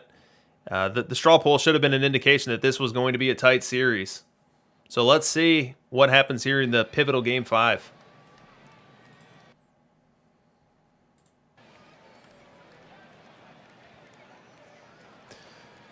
So Jerry Royce on the hill for the Macarenas. Facing Jackie Robinson to get things started. 2-2 count on Jackie. Wind and the pitch. Strike 3 called. Jerry Royce with a backdoor curveball gets the call from the home plate umpire, and Game 5 is underway and starting off with some style for San Antonio. We go bottom 2. Chance for the Macarenas to pounce and get an early lead in this one. They've got Keeler at third, Freddie Freeman at second, only one out, and up comes Don Mattingly facing Schoolboy Rowe. 2-1 count on him. Rowe comes set. The pitch. Blooper to center. Charleston charging. He'll make the catch. Trying to score on the play is Keeler. The throw home. He is out. Out at the plate. Oscar Charleston to Roy Campanella. Call it 8-2, call it a double play, and call it a stunned San Antonio home field crowd. We go bottom 3, and look at that. San Antonio right back in that same situation. Second and third. This time with no outs. And look who is up. It's Joe Mauer. So Tim McCarver did get the day off. Joe Mauer is playing. And he's now finds himself in a very big moment. Let's take a look at Joe Mauer's bat versus right-hand pitching. Joe Mauer better than league average at 3.45 bat R. He's got a great opportunity here, full count. The pitch. Little blooper. It's down. Scoring on the play is Bancroft. Here comes Jackie behind him. He will score. Make it 2-0 Macarenas. They strike first in Game 5. We now go top 5. Royce still on the hill, and Royce is humming along. Only one hit through 4 2/3. He faces Dave Bancroft. Wind and the pitch. Bancroft gets into one. Deep to left. Ranging back is Rose. He reaches. Did he get it? Did he get it? No! Dave Bancroft hits a solo home run just out of the reach of a leaping Pete Rose, who tried to scale the San Antonio left field wall, unable to grab it. Instead, the Norin Rad grabbed their first run and have cut this 2-run lead in half. We now go bottom 5. Time for the Macarenas to add. Looking for insurance runs. And they've got Willie Keeler with 2 aboard and 2 out. The pitch from Schoolboy Rowe, and that ball's crushed into the right center field gap. Scoring easily is Rose. Boggs on his way to third. Will they green light him? He gets to third, and they're going to send him. There will be no play at the plate. A 2 RBI double for Willie Keeler makes it 4-1. We go top 6. Macarenas transition into defense mode. They've got a 3-run lead to protect and 4 innings to protect it. Wander Franco batting with Heilman aboard at first. 0-1 count. And the pitch. Line drive base hit left field. Just out of the reach of Wade Boggs. 2 aboard now, nobody out. Up comes Roy Campanella. We thought we might not see Campanella. We thought we could see McCarver in this one, but Campanella gets the nod, likely due to the fact that Jerry Royce on the hill. But Campanella's now got a 3-0 count advantage. And the pitch. Ball 4. That's a 4-pitch walk, unlike Jerry Royce to do so. Especially against a hitter he'd be more likely to challenge. But he is now staring at a bases loaded, nobody out jam. And strolling up to the plate is Tony Fernandez. Let's go ahead and check out our matchup analyzer to see what to expect. Tony Fernandez versus left, we see he's just above league average at 2.2 on the BATR. How about Jerry Royce versus right?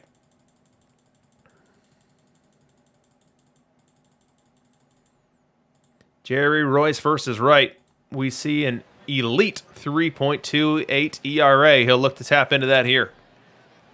The pitch to Fernandez. Line drive up the middle, base hit. Scoring easily is Heilman. Around third and holding is Franco. Bases will remain loaded. Everybody moves up a bag, and they will still be loaded as Chicken Wolf trots up to the plate. 1-1 count on Wolf. Wolf is a good contact hitter. We have the Macarenas playing to concede the run here, playing for 2. The pitch from Royce. Little blooper, right field, not terribly deep. Keeler coming in. He'll make the grab. Tagging from third is Franco, just bluffing a run. He will not attempt to score. We've already seen Willie Keeler demonstrate a rocket arm in this series once. And Franco not tempting fate a second time. That is an unproductive out off the bat of Chicken Wolf. And due up next is Oscar Charleston. Oh, this is interesting. This is very interesting. So, Jerry Royce had been in this game up until this point. Jerry Royce, a lefty, doesn't have his best stuff for sure. He's 5 into the third innings into this one. He's given up 2 runs, 6 hits. He's got the bases loaded. So Jerry Royce not on cruise control by any stretch. But up to the batter's box comes Norin Rad's only lefty. The only lefty in Oscar Charleston. Let me show you why this is a big deal. Not only are we in a lefty cheese park where lefties do better, but you're facing a hitter who is so much better versus right. So look at the bottom right corner of your screen right now. You see Charleston is a negative 13 BATR versus left-hand pitching. If you look at versus right, he's better than league average. So via the San Antonio Macarenas pitching change to bring in a fresh Schoolboy Rowe instead of a fatiguing Jerry Royce, you are turning the tide for Oscar Charleston in a very favorable direction, getting him versus right-hand pitching, and also doing so in a park that is very much tailored to his strength as well. 2-2 count.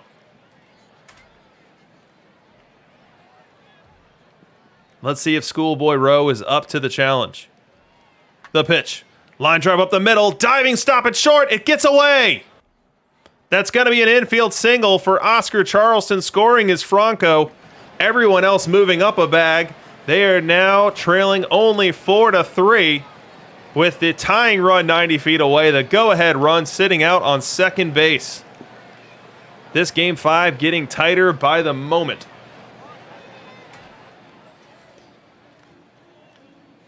Dave Beauty Bancroft up next. So here's Bancroft's numbers versus right-hand pitching. Not much of a hitter, but he does make a lot of contact. So could we see a potential double play ball here? That's exactly what Schoolboy Rowe is looking for, and that's exactly what the keystone combination of Jackie Robinson and Bancroft are looking for up the middle. 1-2 count. The pitch from Rowe. Fly ball center field, well hit. That's going to be caught in center by Charleston. He's going to try to score. The throw home, not in time. Just under the tag as Roy Campanella goes to the back of home plate, able to evade the tag from Joe Mauer and able to tie this game up for Norin Rad on the sac fly from Dave Bancroft. We've got a new ball game here in the 6th.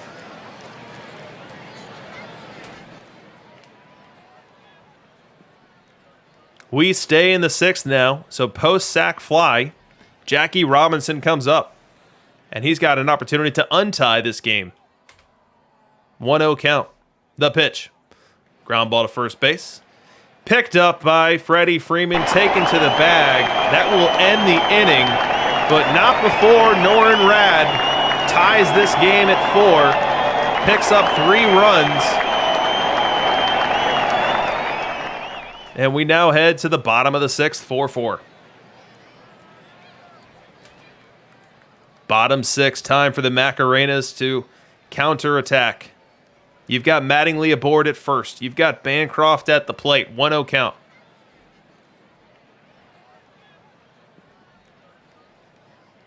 Wind and the pitch. Little grounder to second. To short 1. He'll have to hold it there. Jackie Robinson on over to Bancroft, but Bancroft unable to get the transition to complete the double play. They do get the lead runner. Mattingly retired now, but Bancroft aboard. Nothing else doing, bottom 6. Let's go top 7. Into this game for the San Antonio Macarenas is Mackenzie Gore, another lefty. He will force Pete Rose to turn around, bat right-handed, and face a lineup of Rose, Heilman, and Franco. If anyone reaches, Roy Campanella.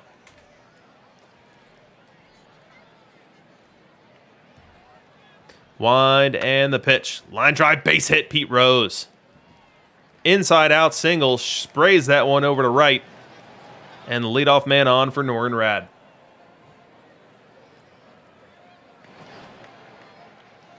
Up next, Harry Heilman. Gore comes set, delivers, blooper right field. Giving chase is Keeler. He'll make the grab, now tagging on the play, but just bluffing is Rose. And that's 1 out.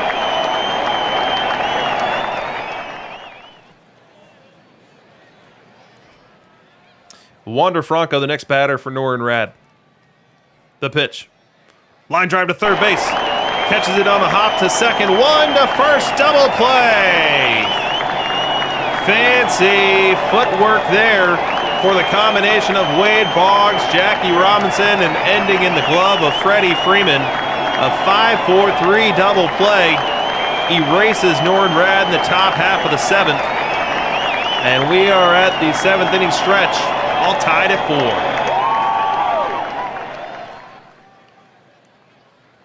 Bottom 7 now. Put up or shut up time. It is 2-2 in the World Series. We're in a tie game of Game 5. Pivotal Game 5. If you're the Macarenas and you're about to go on the road, you sure as heck want this one. You want to only need to split on the road instead of needing both of them. And so these innings, these half innings, these at-bats are only getting more and more important. And that is no exception here as Adam Wainwright faces Boggs. Bottom 7, 1 away with Pete Rose on first. The pitch. Little blooper down. Pete Rose had to wait to make sure it would get down, so he'll have to stick at second. But that's 2 aboard now, 1 away in the meat of the Macarena lefty-driven lineup. On its way up.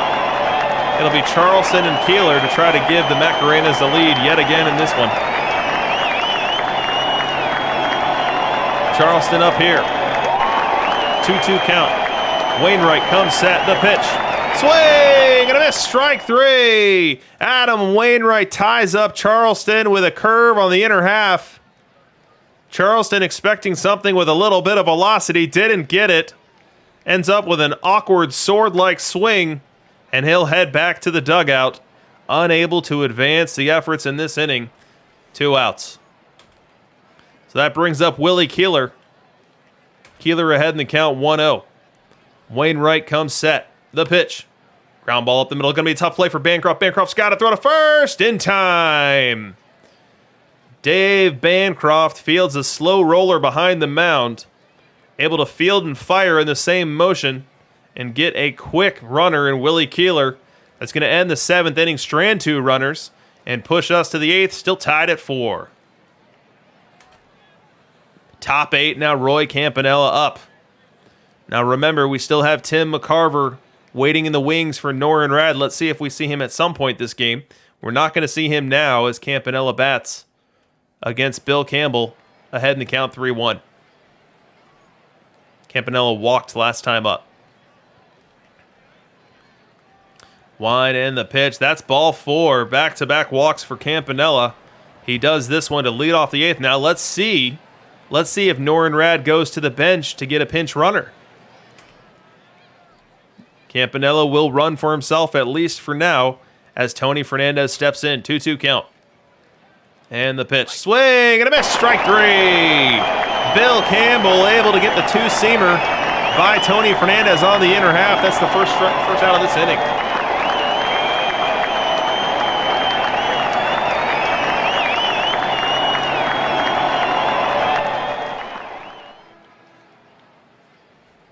Yeah, you're right, native people. You're right. You don't have McCarver. You've got Dickey. So everything I just said about McCarver, switch it around. We're talking about Dickey.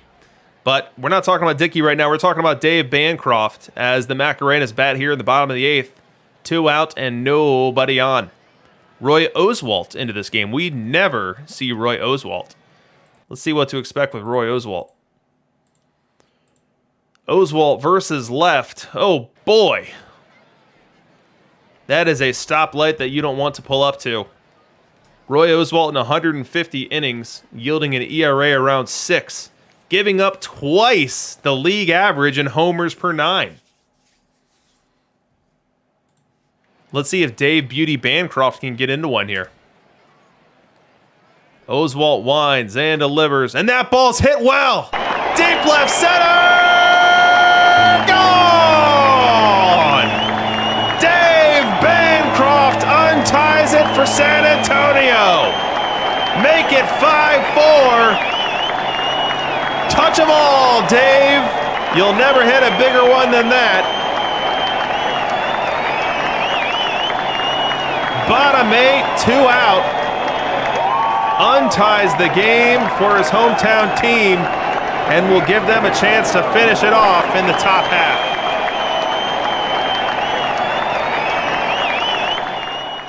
We go to the top half. So what are the Macarenas going to do here? How are they going to get these 3 outs? Well, they're going to start with Bob Ojeda, and they're going to start with Oscar Charleston at the dish.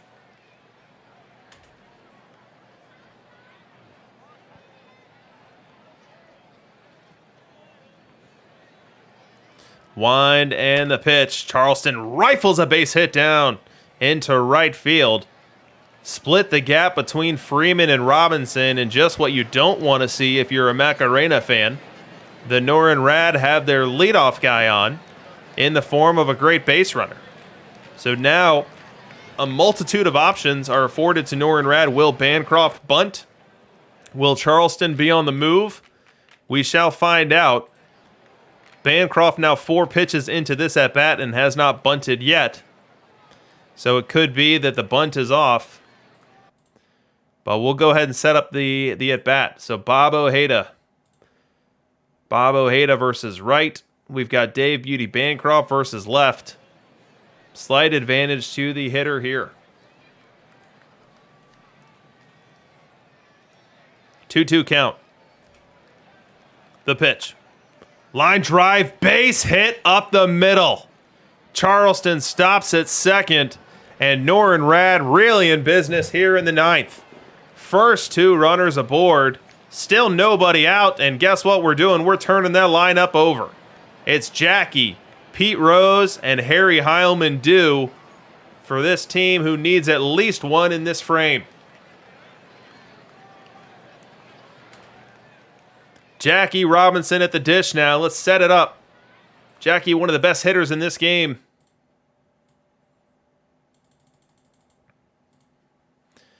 .69 batting runs better than the league average hitter in perfect league against left-handed pitching. A great matchup here for him. 0-1 count. The pitch. Fly ball right, playable. Coming in is Keeler. He'll make the grab. No runners advance. So Bob Ojeda stops the bleeding for the time being. Gets the first out of this inning and prepares for what could be a battle against Pete Rose. Pete Rose now at the plate. 1 out here. If you're the Macarenas, you want a double play ball and a Game 5 victory. If you're Norin Rad, you're looking to split a gap here and take the lead yourself. The pitch, runners going on the play. Throw down to second base. He got him. Joe Mauer throws to second on the double steal. And able to nab Dave Bancroft at second base. Heads up play by Joe Mauer behind the plate for the Macarenas. Now we've been seeing Tim McCarver this entire series. And Mauer makes his first appearance here in Game 5. And then here in the 9th inning with the double steal on, throws through to second base to get the trailing runner, Dave Bancroft, and get the second out in this 9th inning. Unbelievable. So now Nor and Rad, down to their last strike, down to their last out. Tying run 90 feet away. Pete Rose in the batter's box, best hitter in the game. Bob Ojeda still on the hill. Ojeda comes set, delivers, ball 4. He walks Pete Rose, representing the go-ahead run. It's going to bring Harry Heilman to the plate. Oh no! Oh no! We've got an off-camera run! An off-camera run, which most typically means a pass ball or wild pitch. Oscar Charleston scores from third. This game is tied. We are tied at 5. Pete Rose is now at second, and Harry Heilman still batting. An off-camera run while Harry Heilman at the plate. So Heilman now bats in a tie ball game, chance to take the lead. I just put up his stats versus left, and they are absolutely dynamic. You see him with a BAT R of 18.03 in situations like these, and he has every intention of unloading that on Bob Ojeda. The pitch. Little fly ball, left field, long run. That ball's down. Scoring easily is Rose. Heilman into second base. And the Nor and Rad have taken the lead with a 2-out rally here in the 9th. Harry Heilman turns on a changeup that Ojeda was trying to bury low and away. It creeped on over the plate. Heilman able to get the barrel on it. Didn't miss a homer by much, but didn't need one. Able to sink this one into the left field corner. And Pete Rose hustles on home. And the Nor and Rad now lead in this one. We go bottom 9. The stunned Macarenas will look to exact revenge here. They need 1 to tie it. They need 2 to win it. And they're going to have the top of the order to try to do it.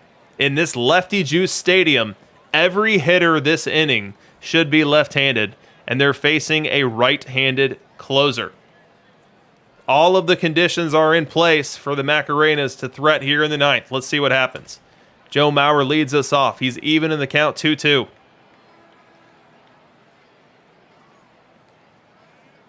Bill Campbell comes set, winds, delivers, swing and a miss, strike 3. Able to go off speed, get the swing and the miss from Joe Mauer, and retires that all-important leadoff hitter. He now faces Pete Rose. Got him down on the count, 1-2, the wind and the pitch. Fly ball center field, Charleston moving on over, makes the grab. 2 up and 2 down. Charleston with a good jump on that one, able to make it look routine. Wander Franco now representing the last hope for the Macarenas. 10 short minutes ago, the Macarenas were a strike away from winning Game 5, and now they find themselves an out away from losing it. Can Wander Franco muster up a rally here? At a minimum, get on base. 2-1 count. Campbell winds, delivers, ground ball up the middle, base hit. Wander Franco laces an off-speed pitch up the middle. Gets the single the Macarenas wanted and brings up Oscar Charleston, a hitter with more than a little thunder in his bat. We'll pull up Oscar Charleston versus right. Let's get Bill Campbell versus left. Advantage to Charleston here, given this ballpark. If you look at Charleston's profile here, the 251 average, 309 on base, 435 slugging. This is very similar to Ken Griffey Jr. from PT21. And Ken Griffey Jr.'s specialty was homering off of Mariano Rivera or Trevor Hoffman and ruining ninth innings of those would-be game winners. Does Charleston have that same flair for the dramatic here tonight? 2-1 count, the pitch. Fly ball! Deep right field! Way back! It might be! It is! Oscar Charleston walks it off for the Macarenas! 3-2 San Antonio! Fireworks in Texas!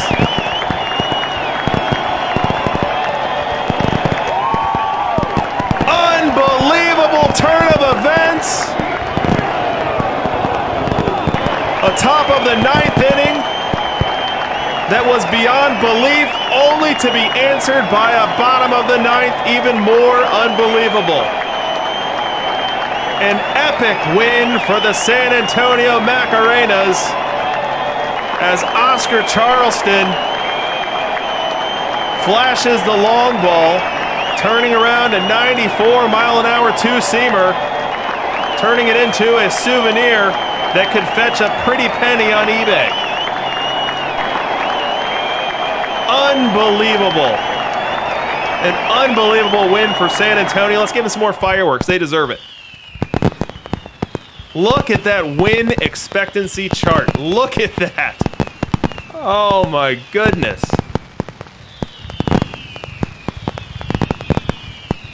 What a game. What an absolutely wild game.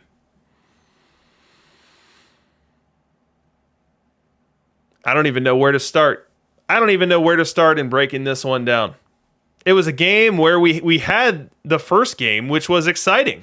The first 6 innings, back and forth battle. Macarena's building the 4-1 lead, and then Norin Rad equaling it in the 6th. And then we had the Macarenas in the 8th inning with that Dave Beauty Bancroft homer off of Roy Oswalt that we thought could be coming. We thought that would be it. We thought that would be the last fireworks that we had for Wednesday, November 8th, 2034. But then Norin Rad had a different idea.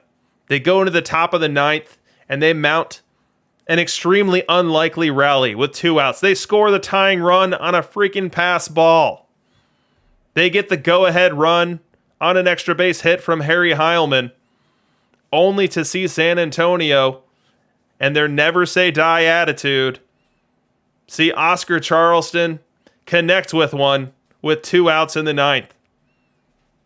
Turning around the game and, more importantly, potentially turning around the series. Let's give Game 5 in our overlay to the Macarenas.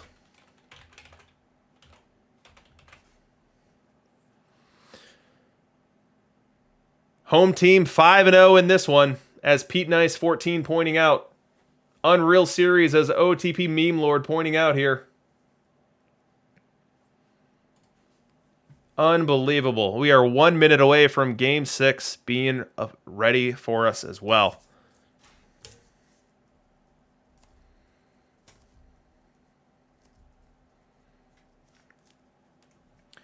Wow, I can't believe that game. We've done a lot of games here on these Perfect League World Series, but I can't remember one that punched like that one, that had as high a volume of late inning dramatics in such rapid succession. We have the bomb in the 8th, the craziness in the top of the 9th, and then equal craziness in the bottom of the 9th. Wow.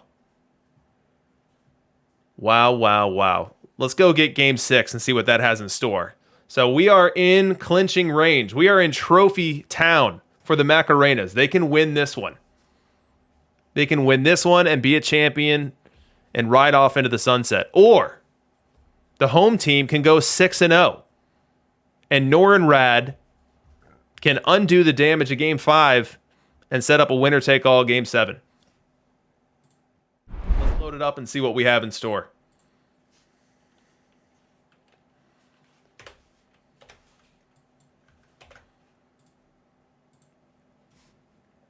What a series. What a series, and we're 5 games in.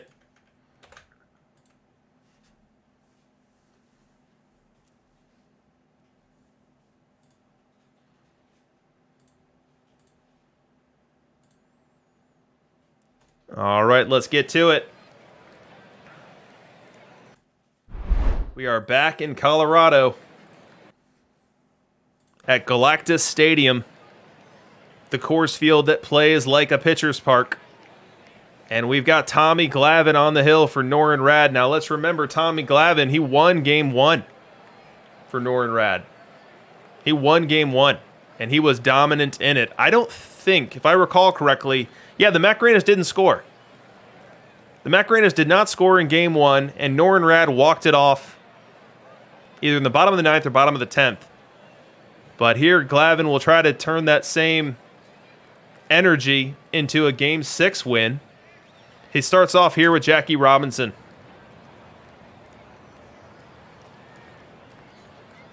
Lowry helping me out. Bottom of the 10th, Bill Dickey home run. You got it. So Glavine falls behind Jackie 3-0. He loses him here. So first 4 pitches of this game are wide ones. And Glavine with atypical bouts of wildness to start this one off. Let's see if he can quickly rein in on that in this all-too-important clinching game for the Macarenas. Pete Rose next up. Glavine's fired a couple strikes to him, but not before Pete Rose bloops one into right field. That's going to be a single. Now heading on over to third on the play is Jackie. He beats the throw from Chicken Wolf. Now first and third, nobody out. Not the start that Tom Glavine had in mind. Bagwell to the plate. 1-2 count on him. Glavine delivers. Grounded to short, could be 2. To second, 1. On over to first, no. He'll eat it there. A run does score. So Macarena's 3 batters into this game now lead 1-0. And Jeff Bagwell will be on first with that RBI fielder's choice. Nothing else doing. Top 1. Let's go bottom 1. And Norin Rad threatening for themselves. Pete Rose on second. Harry Heilman on first. At the plate, Wander Franco. Cy Young on the hill for the Macarenas.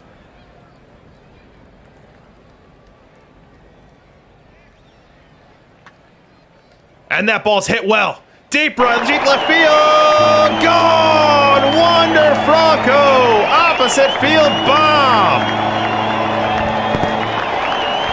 A great piece of hitting from Franco to hit it where it's pitched. Cy Young tried to drop an outside corner heater by him, and Franco didn't miss it. A 3-run bomb for Franco. We now go top 3. Macarenas trying to work their way back. They're down 4-1, but they've got 2 aboard and their own Wander Franco at the plate. The pitch.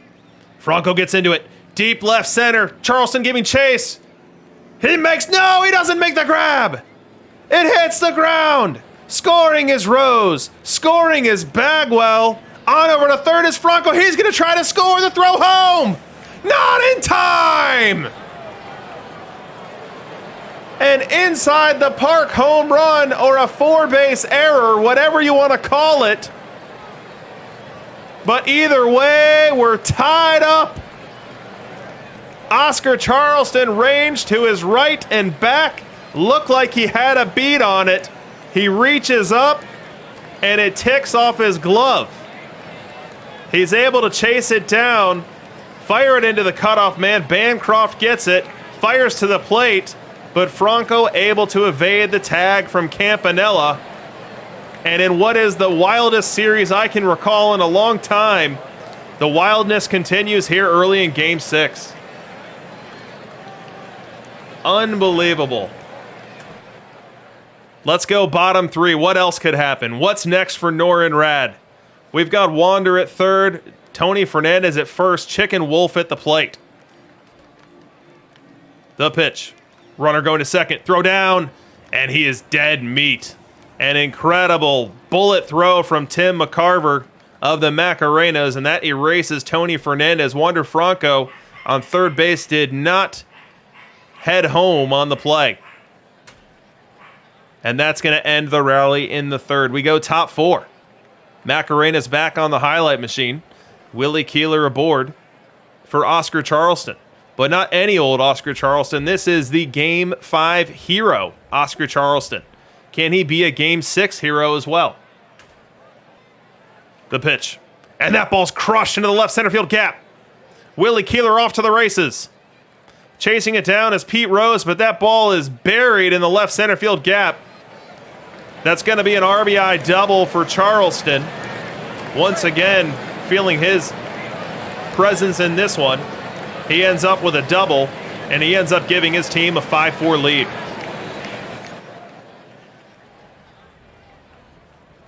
Charleston now at third. McCarver at second. Infield in as Jackie Robinson faces Adam Wainwright. 0-2 count the pitch. Grounded to short. Grabbed by Wainwright on over to first in time. Runners do not advance. Fans love that one as the bleeding is stopped for at least the time being. 2 away now here in the fourth as Pete Rose comes up. Pete Rose, one of the most dangerous hitters in this game. Not who the Norrin Rad want to see right now. 2-0 count. The pitch. Fly ball left field. Coming in is Rose. Playable. He will make the catch. So the Macarenas now lead 5-4. Could have been worse as they strand runners on third and second on this Pete Rose fly out to left field. We go to the bottom of the fourth. Macarenas 5, Norrin Rad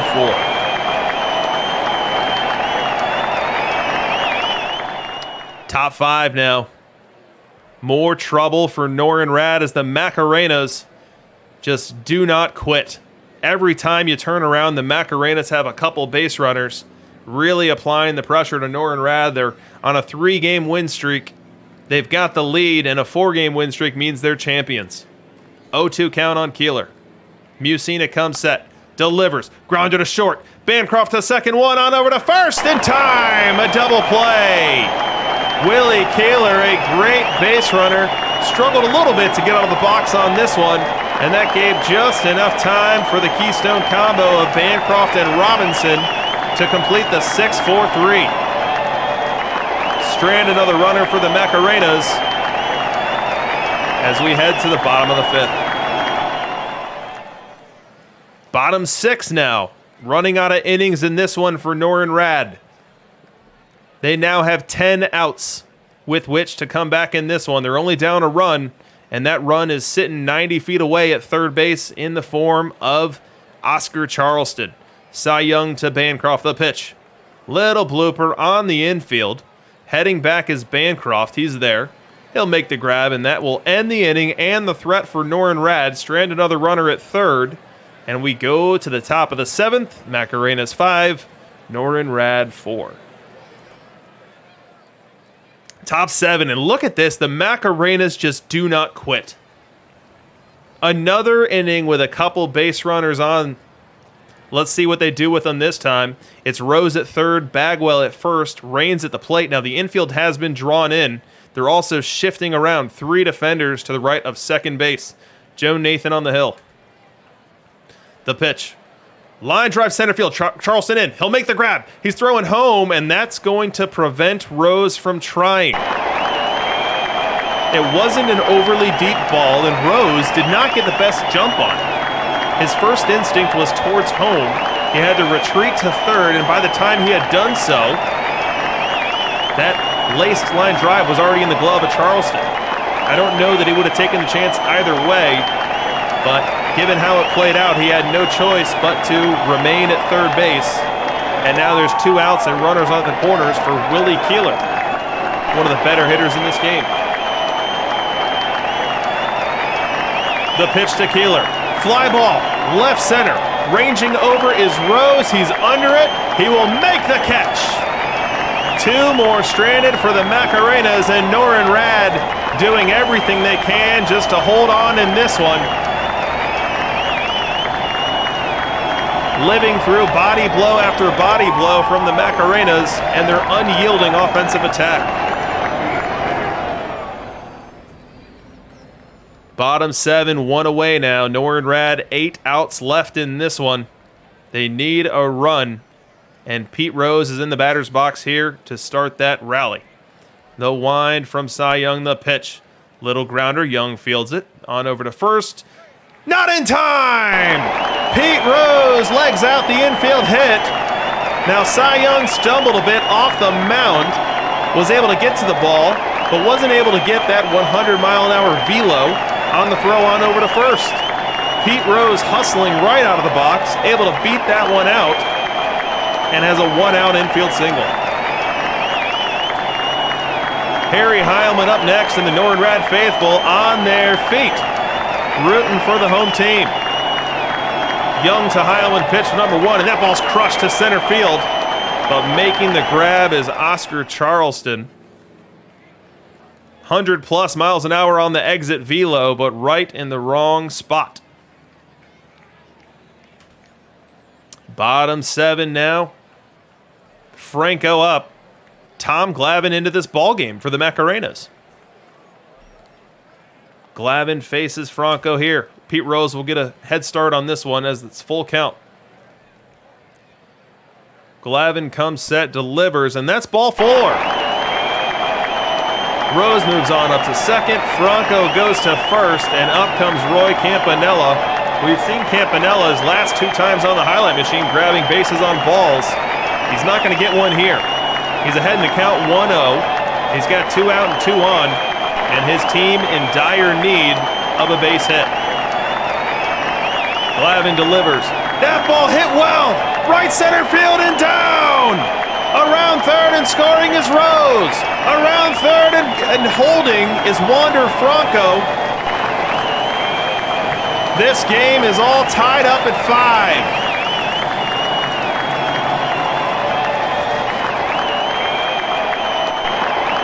Tony Fernandez, the next batter, but it's not any Tony. It's an icy cold Tony. Can icy cold Tony give Norrin Rad their first lead in a long time? 1-0 count. The pitch. Line drive. Base hit. Right field. Franco scores. Campanella's going to try to score. The throw. Not in time. 7-5 Norrin Rad. Roy Campanella, right in the center of it all yet again, scores on the back end of this 2-run single from Fernandez. Make it 7-5. Now, if I know anything about the Macarenas, they are not going quietly. They are down 2 in this game, and they are going to make some noise. So if you're Satchel Paige, if you're out there in the field right now as the Norrin Rad defenders, buckle up, Buttercup, because it's about to get serious. Charleston to the plate. 3-1 count on him. Wind and the pitch. That's ball 4. Leadoff runner aboard in typical Macarena fashion. And Tim McCarver bats next. Full count on him. Fans to their feet. They want the strikeout. They'll be happy with a double play as well. Anything but another base on balls or anything but another base runner. Full count, the pitch. Swing and a miss, strike 3. Satchel Paige in a full count goes to the off speed, gets the swing and miss. 1 out here in the 8th. Dave Bancroft, next man up. The pitch. Fly ball left field. Pete Rose there, doesn't even have to move. He'll put the squeeze on it. That's 2 away. We go bottom 8. Still 2-run lead for the Norrin Rad. First 2 batters are retired, which brings up Dave Bancroft. Down on the count, 0-1 to Tim Hudson, the pitch. That ball looped to right field and down. A 2-out single for Bancroft.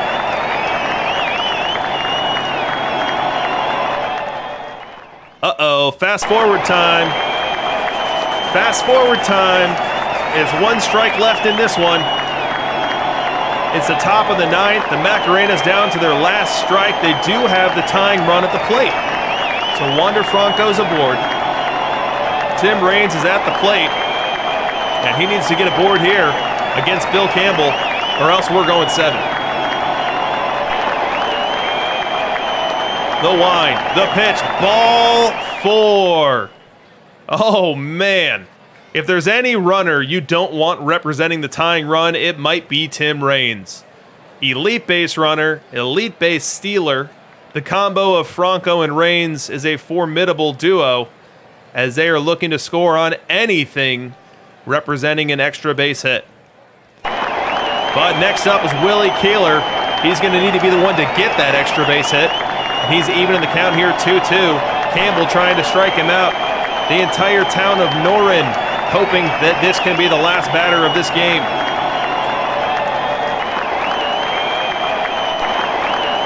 The pitch. Fly ball right field. Coming in and making the grab is Chicken Wolf. We are going to 7.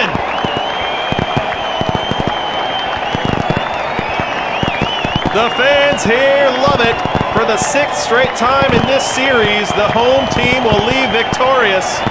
Game 6 going the way of Norin Rad by a final score of 7-5. Get some more fireworks for the hometown team, especially on July 4th.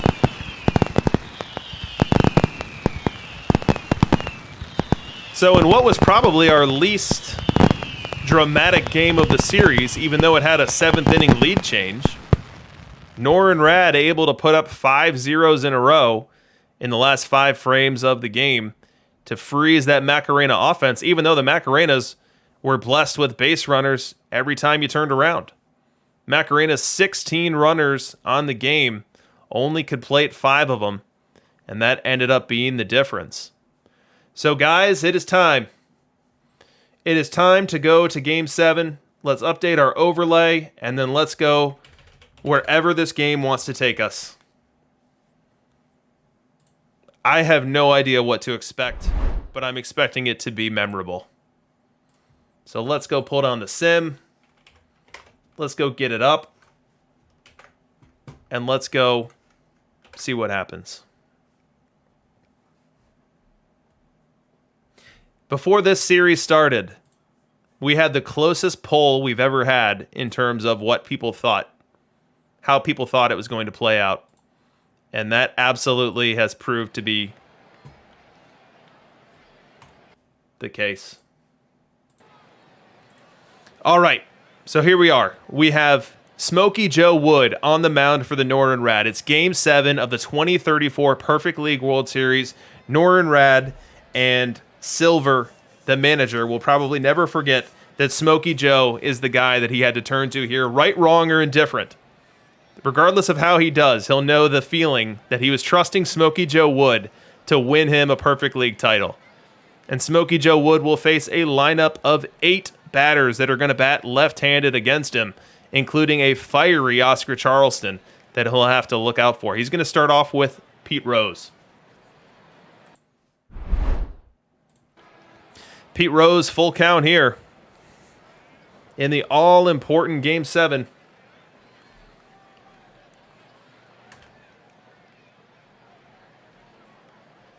Full count on him. Wind and the pitch. Strike 3. No, he did not call him. A little delayed action there. That's ball 4. The Macarena's Pete Rose works a leadoff walk. A 7-pitch at bat from Smokey Joe Wood. Not the greatest start for the Norin Rad, but they will battle on from here. So nothing else doing in the first inning. We go bottom 2. And we start off with our first highlight for Norin Rad, and it's Bill Dickey. He's up. It's a 1-1 count. Wainwright winds and delivers, and that ball's hit well. Deep left field. Ranging back is Rose. It's gone! Bill Dickey lands the first punch in Game 7. Let us not forget that this Bill Dickey is the same guy who hit the walk-off homer in game number 1. Starting the series with drama, ending it with drama, giving Norin Rad that first run of the game. We go top 4. Smokey Joe Wood still in this game. working on 3 1/3 shutout innings, but he's in a little jam here. He's got Don Mattingly aboard, second base. 1 out, and he's facing Willie Keeler. Comes set, delivers. That's ball 4. 2 runners on, 1 out, and look who's coming up. It's public enemy number 1. It's Oscar Charleston, but it's not any Oscar Charleston, guys. No. Right here is fire Oscar Charleston, and he has bad intentions in mind with this next Smokey Joe Wood offering. Let's see if he can put the barrel on it. The pitch. Little blooper, right field, tough play, and that ball will get down. Mattingly had to wait to see if it would drop. He was unable to get the jump needed to score on the play. Instead, Charleston gets a single and will now move everyone up a station, and the bases will be loaded in this one for Tim McCarver. Let's load up the matchup analyzer for what could end up being an extremely important at-bat in this game. Smokey Joe Wood versus left. Tim McCarver versus right. You see McCarver, 697 OPS. A slightly less than league average bat. If you're Norin Rad here, you'd love to find a way out of this inning. A double play that goes through the catcher. A double play that goes through the middle of the infield. You don't care which, but you want to keep your 1-0 lead, and you want to get out of this dangerous 4th inning. 1-0 count the pitch. Grounded to first. To home 1. On over to first. In time. Double play. A 3-2-3 double play. One of the rarer ones in the game of baseball. But that's exactly what Norin Rad does through the combination of Harry Heilman to Bill Dickey to Harry Heilman. And the trouble of the 4th is behind them. Incredible play for the Norin Rad. We go bottom 5. Chance for the Rad to add to their lead. 2 on, 2 out. Runners will get a head start on this one as Bancroft faces Adam Wainwright. The pitch. Ball 4. They are loaded. They are loaded as the 9-hitter Bancroft walks. It'll roll the lineup over to Jackie Robinson. Now, we did the matchup analyzer for the Macarenas. When they loaded them up, they proceeded to double play their way out of the inning. Let's see if the Norin Rad do any better. So Adam Wainwright versus Wright. Let's get Jackie Robinson versus Wright as well. Jackie Robinson versus Wright. 3-1 count here. Adam Wainwright's going to have to come in. Doesn't want to walk in a run here for sure. The pitch. Ball 4! Norin Rad adds to their lead. Make it 2-0. And Wainwright and the Macarenas continue to stay in this jam. Bases still loaded. And the bases are unloaded. Pete Rose unable to do anything there, but the Rad do add to their lead. Make it 2-0. Let's go to the 6th. Macarenas will start their top of the 6th attack with Boggs. It'll go Mattingly, Freeman, and Keeler if anyone reaches.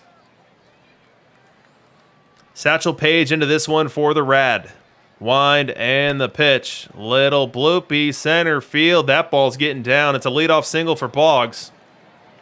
Able to keep his weight back on some off speed from Page and then loop it on out to center field. Next batter, Don Mattingly. He's got a 3-0 count. Page known for occasional wildness, and that's exactly what we see in this at-bat. That's a 4-pitch walk. Both tying runs now aboard here for the Macarenas. Representing the potential go-ahead run is Freddie Freeman in the batter's box. He's down on the count 0-2. The pitch. Swing and a miss. Strike 3. Satchel Paige hits 101 on the gun. Straight gas from Satchel Paige as he's able to elevate the fastball. Freeman never had a chance. 1 out. Willie Keeler, the next batter up. Tough guy to double up if you're Norin Rad. 1-0 count the pitch. Grounded to short, could be 2. To second 1. Unable to complete it on over to first. They do get the fielder's choice. And now runners will be at the corners. But enemy number 1 is in the batter's box. We've seen Oscar Charleston just be An absolute menace for the Norrin Rad, including being the bat that walked off Game 5. Now the Macarenas need him now more than they've ever needed him before. He's got a 3-1 count against Satchel Paige. What can he do in Game 7? Paige comes set, delivers, ball 4. Wouldn't be shocked if there was some intention behind that free pass. Oscar Charleston has been such a problem for the Norrin Rad. You almost don't mind walking him and seeing if you can get Tim McCarver in his place. Now McCarver has worked himself a full count, so the runners here are going to get a head start on this one. The fans to their feet. This really feels like it could be a pivotal moment here in Game 7. Anything between nothing and 4 runs are in play on this one. The pitch. Ball 4. Satchel Paige walks in a run. The Norrin Rad lead of 2 now cut in half. And the bases still loaded here in the 6th. Dave Beauty Bancroft, the batter. Paige has him down 2-2. Bancroft looking to come up with a big hit for the Macarenas. Paige comes set, delivers, fly ball center, long run for Charleston, but he gets there and makes the grab. Although 1 run scores, the Norrin Rad strand 3 and retain their lead. They'll carry that 2-1 advantage to the bottom of the 6th. Nothing doing, bottom 6, and here come the Macarenas top 7. They lead off with Jackie Robinson from the 9 spot. Joe Nathan into this one for Norrin Rad. Joe Nathan, one of the setup men for the Norrin Rad. And Robinson laces a single up the middle. Sitting on a first ball fastball and able to turn it right around. He'll represent the tying run. Nothing doing top 7. We now go bottom 7. Charleston aboard. He's on second. Dave Bancroft at the plate, now facing Schoolboy Rowe. 2-1 count, the pitch. Line drive, base hit down the right field line. It's going to the wall. Charleston scores. Bancroft on his way to second. He'll stop there. That's an RBI double for Bancroft, making it 3-1 Rad. We go top 8, and into this one comes Roy Oswalt. Now, Roy Oswalt was about to be known as the guy that lost Game 5 when he gave up a home run to Bancroft. But then craziness ensued in the 9th inning. His team still lost, but it wasn't he who was at fault. Now he gets a chance to redeem himself here in the 8th. He's going to face Freeman, Keeler, and Charleston, and if anyone reaches McCarver. He starts off with Freddie Freeman. Wind and the pitch. Little looper left field, and that ball will get down. Oswalt gives up a leadoff single to Freddie Freeman. That means a tying run will come to the plate, and it's coming in the form of Willie Keeler. Now, Freddie Freeman leaves this one. Freddie Freeman to the bench. Pinch runner in Tim Raines.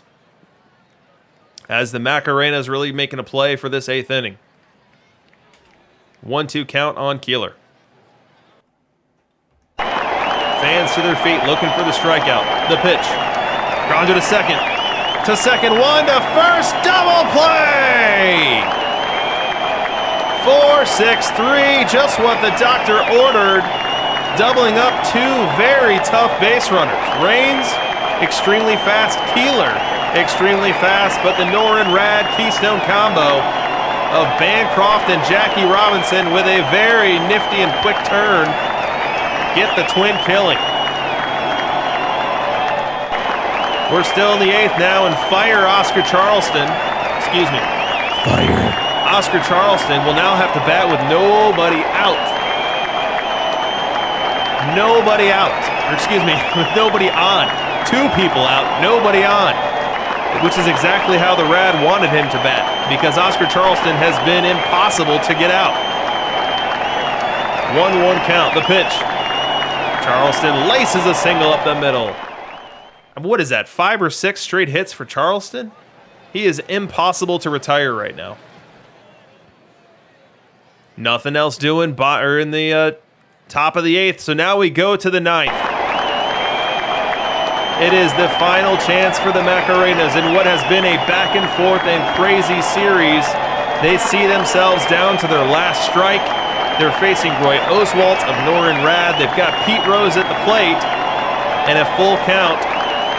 Pete Rose has to find some way to reach, or this series is over. Oswalt winds, delivers, grounded to first, fielded, taking it to the bag himself is Harry Heilman, and that's gonna do it. The Norin Rad have won the Perfect League World Series in 2034. The home team never lost, but it was sure in doubt more than a time or two.